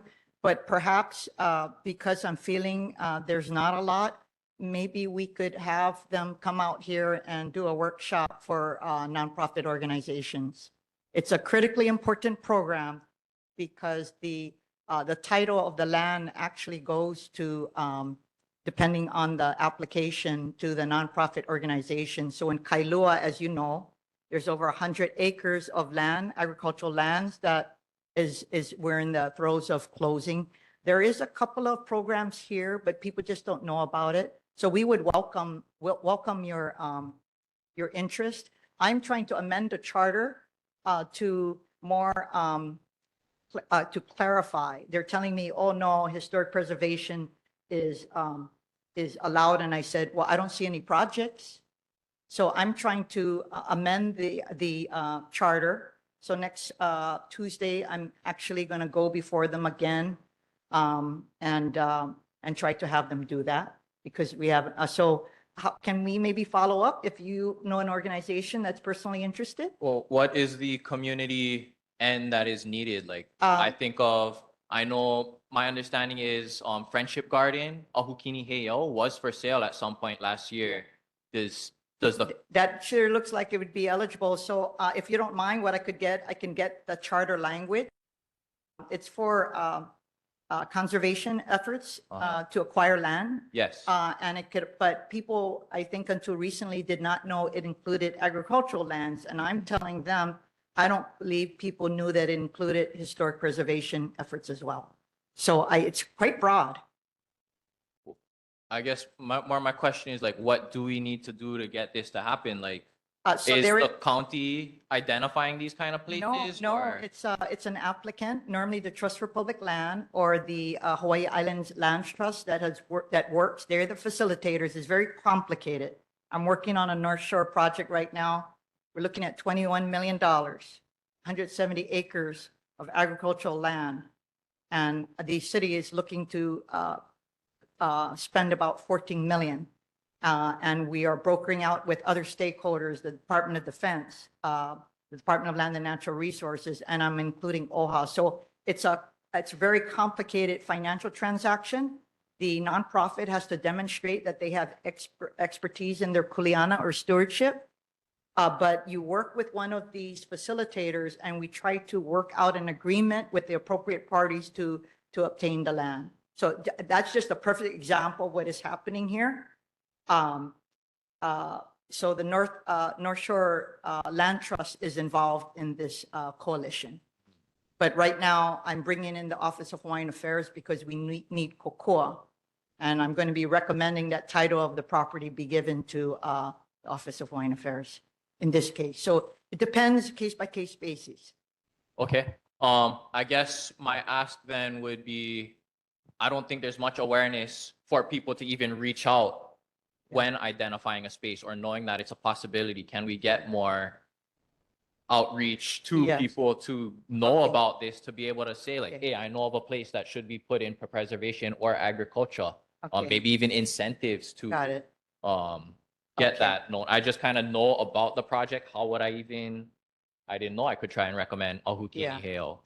I know I need to do a better job, but I need to have the Clean Water and Natural Lands Fund administrators do a better job. But I'm going to go get my card from my purse. And if you don't mind, I'd like to, so two things. I pledge to you that we will do a better job at outreaching, but the administrators have to take the lead. Second, with regard to your specific interest, how about you work with me so that I could connect you to the administrators and some of the facilitators who might be able to provide technical assistance to you in navigating the process. I mean, that one's already been sold. With my understanding, I think another private buyer bought it, but just kind of how do we That, make that would be a perfect example. Okay, I'm going to go ahead and curtail this discussion. Good point. Yeah. Get her card, figure out how you can beat him to the punch the next time.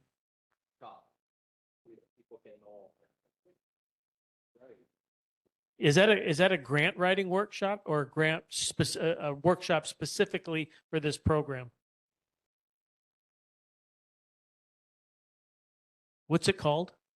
There is no workshop. They're No, not. What's it called? What is the program called? It's called the Clean Water and Natural Lands Fund. What I think we need to do is perhaps have a specific meeting, perhaps in this room. We advertise and we spread out the word so that we have the administrators come here. I don't know, I got to work with them on time frame, evening or day, but they would love to spread the word because I'm talking about probably $50 million that is available for acquisition. I'll give them a spot on the agenda if they're willing to. They don't have to come here. They can just do it on PowerPoint. Yeah, yes, but I think the workshop is necessary for the multitude of nonprofit organizations who don't know how to. Got it. And organizations. So I would prefer to have a workshop specifically on that. That's fair. That makes sense. Okay. Next up is Senator Keoho Kalole.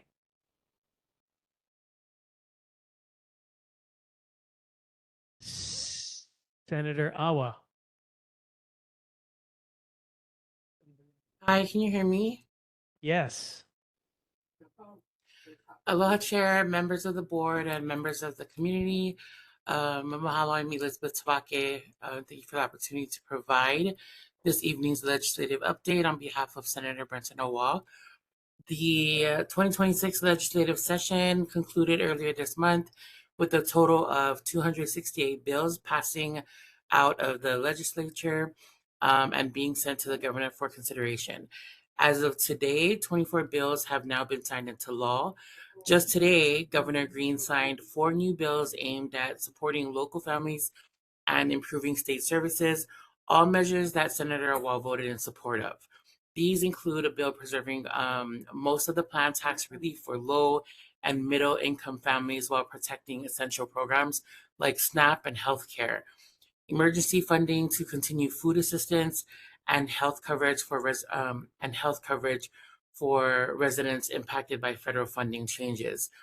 A measure lowering the minimum age for inter-island commercial drivers from 19 to 18, with training safeguards to help address driver shortages, and a bill improving oversight of Hawaii's port pilot system.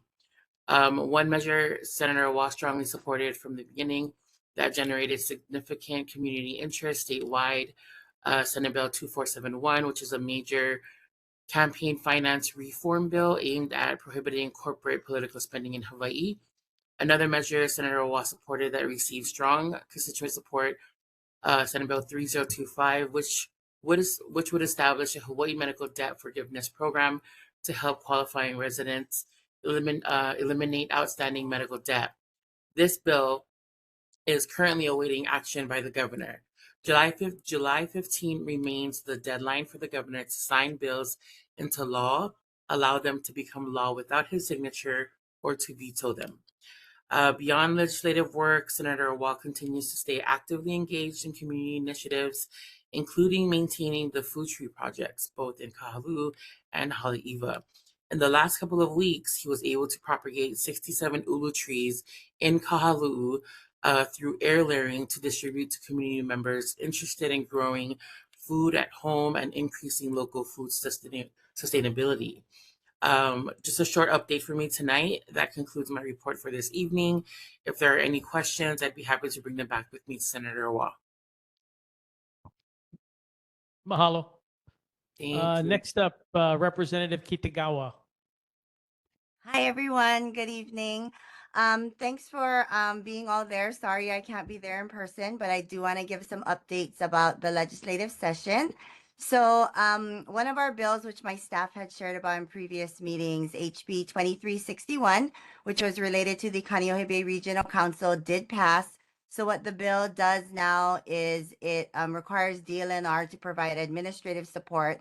And currently DLNR serves as a chairperson, but now the DLNR will not serve as a chairperson, and the chairperson can be selected from members of the board. And so that is a change and something that was supported by the community. So happy to have that pass, and hopefully that will help with DLNR's administrative support, help things move along for the council. Also wanted to share that Rep. Matayoshi and I advocated for many CIP projects for our community. So a bunch of schools in our district will be getting funding, including Castle High School, which will not only get funding for deferred maintenance projects, but will also be getting over $6 million to do ADA improvements, and not ADA, Title IX improvements for the softball field. So that is going to be happening at Castle High School. There's also funding for Ben Parker, for Heia, for King Intermediate, as well as some of the other schools that I represent, Ahui Manu, Kahaluu, and Waihole. And then we also were able to get a bunch of GIA funding, grant and aid funding for a bunch of our community organizations. So Rep. Matayoshi and I advocated for these. And so just a highlight of some of them, The Pacific American Foundation, which does Waikalua Local Io, will be getting some funding. Hina Mauka will get some funding. I'm a Bright Kid Foundation, which does community theater programming and was created by alumni of Mr. Bright, will be getting some grant funding. So a lot of great stuff. In the next couple of weeks, if you're my constituent, you will be getting our annual end of year session update mailer. So be on the lookout for that. And if you're not in my district but want to see that, it will be on my website, repkitagawa.com, in the next few weeks. So you can go and take a look at that and see updates from the legislature. I also just want to highlight something really quickly. So at the Emergency Preparedness Fair, I had a great conversation with Dale and Neil about emergency preparedness. And I had mentioned to them about the need to work together with the community to put legislation forward. Is that if that's something that would be helpful? And we kind of talked a little bit about a working group to bring conversation of the state, city, and other individuals and groups who are involved in this. And so if that is something that the neighborhood board wants to get involved with, then please make sure that you reach out. We're going to need people next year to be testifying, to show up at the legislature, because it really is a collaborative process to get bills passed. And so just wanted to mention that, and can answer any questions after everyone else is done. Thank you. Thank you very much. Next is Representative Matayoshi.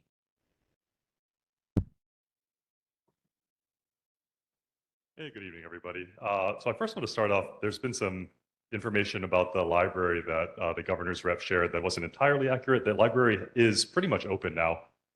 They did a soft opening last week, Sunday. All of the facilities are open except for that meeting room downstairs that has that kind of weird smell. They thought it was off-gassing at first. Then they thought it was a leaking sewer pipe, and now I don't know what it is. So that portion of the library underneath is not open yet, but the rest of the library, all of the services are open. I went there on Sunday with my kids, enjoyed the library, beautiful in there now. The reason, so we've been following this for a long time. It shut down 2 years ago, and we actually, Rep. Kitagawa and I actually helped the library get that location in Windward Mall, which was great. And a lot of people actually preferred it because they could do their shopping and get to the library at the same time. The only problem is that to get there, I usually walk through Ross with my kids, and Ross got smart and started putting toys right by the exit, which is very, very difficult. So Ross aside, people like the library, the temporary library location a lot. Shut down in December. The main library building was supposed to open in January, but there were electrical problems. There was the off-gassing, which we don't know where that's coming from. And also the ADA stalls were an issue. So electrical got fixed. Off-gassing got put to the side for now. They're still looking at it. But again, that shouldn't have held up the entire library. The problem was the ADA stalls. So when I finally got to meet with the librarians, they told me about the ADA stalls. During that meeting, my office called HPD, and big mahalo to HPD, because during that meeting, they authorized 2 ADA stalls right across the parking lot at their property to open, which allowed us to open that the library within 1 week. So big mahalo to HPD. I just talked to HPD outside, not only to thank them, but also to confirm that those stalls will be available. They basically said we could have them for as long as we needed. And hopefully in July, we get those our ADA stalls fixed. We can give those 2 stalls back to HPD. But for the foreseeable future, the library should be open. Nice soft opening. Librarians are very excited. Obviously, the whole community is excited. So I appreciate the HPD's help in getting that on. Hawaiian Telecom poles. I thought they were HECO. The Castle students just told me about them. I contacted HECO during this meeting. HECO told me they were not HECOs. They're Hawaiian Telecom. So I already sent a text message to Hawaiian Telecom's government relations person to get those fixed. Hopefully they'll get on them pretty quick. Normally when we text them, they kind of get on it. Had a bunch of bills passed this year. So we had a really good year. We had 3 bills for workers' compensation. So getting injured workers the medical care they need faster in order to get them back to work, get healthier faster. Huge advances in workers' comp this year. I passed a bill, a big bill to ban dark money basically from campaigns. So that was a big lift for the legislature, but we managed to get a responsible bill through so corporations can no longer donate unlimited money to influence campaigns here or really anywhere. I mean, it should have a ripple effect. So big step forward by Hawaii. Hawaii was the first in the nation to do so. I passed a bill for mail fraud. If anyone has a mortgage or owns a car or has a lease on a car, You always get those things in the mail saying like, oh, you need to sign up for extra warranty, extra coverage. A lot of those are fraudulent and make it look like an invoice. So the bill this year will pretty much ban all those, or at least require a very large disclaimer that this does not affect your existing rights. You don't have to sign up for this thing. Just trying to stop fraud. An even bigger fraud bill I passed though this year was we managed to ban the purchase of cryptocurrency through those kiosks. A lot of people I talked to, including myself, I actually got a call from a scammer directing me to one. They'll call a lot of seniors or just regular people to direct you to those crypto kiosks, have you feed cash in and then send them the crypto. So it's a very common way to get your money away from you. Hawaii, I think no, we're not first in the nation. Indiana did first. We're the second in the nation to ban the purchase of this. So they were being used. A lot of money laundering went into there, a lot of fraud. So as of hopefully a couple months from now, that's going to be completely gone, and it'll be much harder for scammers to get at money that is hard earned by us, especially those on fixed incomes. Big mahalo to Donald Sakamoto for advocating for SB 2553. We got that passed to get more disability access to state and county websites, public websites. So big advance on that bill as well. Kāneʻohe Christmas Parade, I just wanted to shout out, I do the application every year. So when she said that we're going to have the application going up every year, I handle that part of it, but I do want to ask everyone to try to get in on time. When things are late, it jams up our whole process and just gets really messy. So please keep an eye out for the Kāneʻohe Christmas Parade application. Last thing, we have Rep. Kitagawa and I and Rep. Lee and Representative Mike Lee are holding an e-waste recycle drive on June 20th at Castle High School from 9 a.m. to 11 a.m. If you have an old flat screen TV sitting in your garage, or an old computer, or an old, God forbid, gigantic CRT like TV, now's the time to bring it to Castle High School. We'll take it all, cell phones, laptops, anything, you kind of name it. We're also taking lead acid batteries, anything non-lithium. And this year we're doing something a little different. You can get an kind of your junk car towed this year, but don't bring it. There's a number on the flyer. Just call first to make sure we have tow trucks available. I think they'll actually go to your house. So your neighbor who's growing plants in their junker in their yard, you can pass the flyer on to him or her and ask them to get rid of that car. But huge success. Those e-waste recycle drives have gotten about 6 times the number of e-waste that any other e-waste drive in the island has gotten. So Kāneʻohe has a lot of e-waste and a lot of people bring them by. So also thank you to the Castle High School students. We're doing a high five collection that day too. So if you have high five, you can bring it there and that'll go to the Castle High clubs. All right, and thank you. Awesome. Thank you. And one more representative, Rep. Mike Lee. So I am not Mike Lee. I do not have, I've got a lot more hair. Mike asked me to come to say that he apologizes for not being here tonight. He had a school event for his kids in town. Wanted to thank everyone for calling into his office for community concerns, and wanted to let the board know that next week an additional round of funding will be released to remove invasive Majano anemone in Kāneʻohe Bay. Awesome. Thank you. And I just checked. Okay, so Elena has a question. We had a question for the mayor's rep from the last round. But let me just ask this first before we get to the rest of the questions.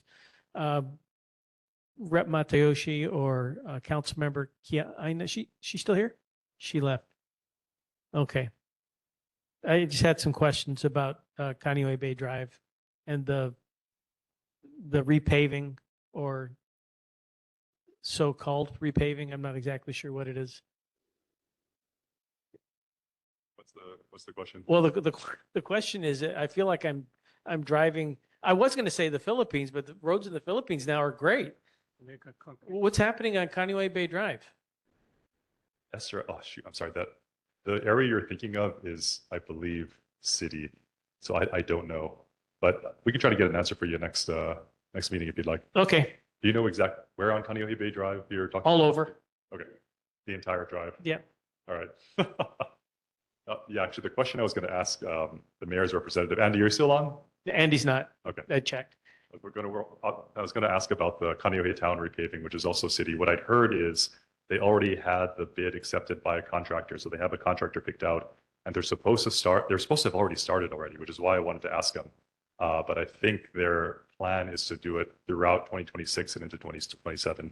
And Keahala Road is one of the first that they're going to be looking at because that place is as bad as Kāneʻohe Bay Drive. I did see something come across my email about repaving sidewalks. 2026, 2027, starting now, but it didn't include Kāneʻohe. It included Kailua only.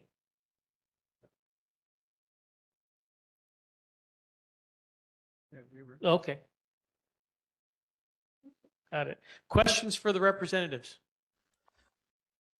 Elena online. Yeah, thank you. I had a question for Rep Matayoshi. Thank you for letting us know about that like clunker tow-away thing. I can think of some situations in our community that could benefit from that service. My question was, do you know if they have to have tires? I know some tow trucks will only tow it if they have like the wheels intact. Good question. I'm not sure if we're going to have access to a flatbed tow truck or if it's going to be more of the standard one, but I've got a number for you to call to ask. It's Awesome. 808-291-6151. 808-291-6151. So give them a call and they should be able to answer your questions. And that's also the number to call if you have a car to get towed. So same Great. number. Thank you so much. Sakamoto. Yes, thank you, Chair. Thank you, Representatives. Matayoshi, I sent you an email and CC'd your staff member this morning. There was an article about long-term care in the Star Advertiser May 18 issue. More emphasis is to be done for the legislation for long-term care. There was a bill, HB 1808, I believe, and then there was a HB 18B52 for Executive Office of Agent to do more studies for long-term care, especially people with dementia and Alzheimer's. My mom died from dementia in 2016, December. There's a lot of people affected by this terrible disease. I dealt with Office of the Executive Office of Agent, but I don't see anything going further with them. They do these studies and whatnot, but when it goes to the legislature, nothing gets done. So I think there should be more emphasis on these situations because it's affecting a lot of people as they get elderly and old. Can you elaborate what you can do to help with this situation? Yeah, and this is a situation very near and dear to my heart. My popo, my grandmother, also had dementia for a very long time, and I know how hard it is on the family, especially trying to care for their family members with dementia. It breaks your heart, honestly, and the kind of skills we needed to cope with it just weren't really there. The resources weren't there at the time. I know there was, or I shouldn't say I know because I don't think it came through my committee, but I believe there was talk about a working group to try to address some of these issues, both long-term care and kind of the Alzheimer's dementia aspect of it. I don't have it off the top of my head because, again, my main focus is consumer protection and commerce, which I'm chair of. But if you'd like, I can have my office try to look into it and get back to you. I believe there is going to be some kind of working group this interim, though, to try to address some of these issues. A very important one, though. Yes, thank you for that. But I was following the e-bike bill, and I would like to know how your bill went on this session, if anything happened for other bills on this situation. Yeah, so like Donald said, I introduced a bill to ban those really fast e-bikes, the really dangerous ones. That got rolled into the e-bike bill that eventually got passed. So my bill did not make it, but the concept did make it. I believe it was Representative Kila's e-bike bill. So those should be illegal on roads. Now, just because they're legal, it doesn't mean you're not going to see them. They got to catch them first. I see lots of illegal stuff every time I drive. Tinted windows, those license plate frame covers where you cannot see. So just because it's not allowed doesn't necessarily mean we're going to catch them all. But just know that those level 3 e-bikes are not allowed on public roads anymore. Thank you. I also want to make more emphasis, maybe I can work with you or other people about e-bikes and electric motorcycles to have some kind of noise for people like myself who are blind and can't hear them. I tried to get it with the city, but they didn't listen to my concerns. So maybe next legislation, we can do something about that to have some kind of sound. Because all our electric vehicles have some kind of noise to let people know what they're coming around. So Yeah, this especially should, at low speeds. No, that's a good idea. Let's be in touch. yeah. And then the last thing is about the parking. There was a concern from a resident here in Kaneʻohe that there's not enough room for a driver's side to get out on a handicap parking. We'd like to work with you to see how we can work with this Disability Communication Access Board for their parking to find a common goal for people in these situations, because I hate people when they park on the silent line on the driver's side and there's not enough room for a person to get out. Simply to say reversing the stall is not easy for social thing, unless you got a Tesla like Mr. Lamb here.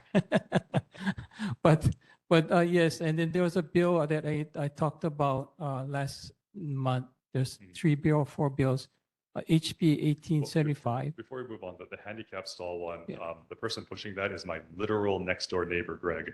So I always get an earful from him. But I had proposed a bill concept this year that didn't make it to address that. But yeah, let's look into it further. It's something I'm already kind of looking into.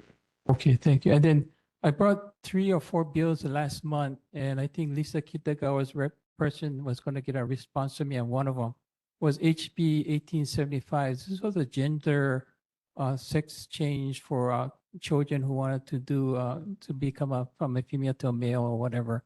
How did that bill go, and where is it right now? Lisa Kitagawa, do you remember that? Or did you have an update on that? I'm not prepared to. So the bill look it did, HB 1875, the bill did pass. It does not allow minors to get gender affirming care without like parental, it's not overriding parental consent. It expands the protections for mainly like for healthcare providers, so that you can't be a healthcare provider cannot, they're protected. But it's not overriding like parental consent for that. Okay, thank you If for I the. recall, the bill was more of a shield bill, that if medical providers did do these services, again, with parental consent, another attorney general from another state couldn't come in and start suing our doctors for that. I think it was that kind of bill. Okay, thank you for the clarification. And then the bill SB 2151 to limit the governor's powers for executive order for emergencies and such and other things. How did that go? That I know it bill did not pass. did not pass. Okay. Yeah, I noticed a disagreement from Senate. Okay, thank you for the clarification. Wonderful. Can I Thank just you, Ms. Shock. Mo, is it okay to just make one update? An update? Yeah, on one of the bills that Donald asked about for the Alzheimer's. Sure. Okay, so really quickly, so HB 1853, we did pass, which established the Hanai Memory Network. We provided $3 million, and this will open centers for diagnosis and treatment of dementia and assist patients' families with referral services and care options. So that's something that did go through. If you want to look more at the bill, it's HB 1853. Awesome. Thank you very much. That takes care of questions and answers for state officials. Mahalo. Thank you for all your hard work. Board business, we have the approval of the April 2026 minutes. Everybody's had a chance to see those. Sakamoto motions to accept the minutes. Sakamoto motions to accept the minutes. Seconded. All in favor? Aye. Any opposition or abstention? Mahalo. Those are accepted. I'm going to belay the committee reports and assignments for today since we're already 10 minutes over. Unless anybody has anything vital that they needed to share based on committee assignments and reports. Okay. Next regular meeting is going to be June 18th, same time, Windward Community College, Hale Akoakoa, up the hill. Moving on up. Moving on up. Because of that, this meeting is adjourned. Aloha.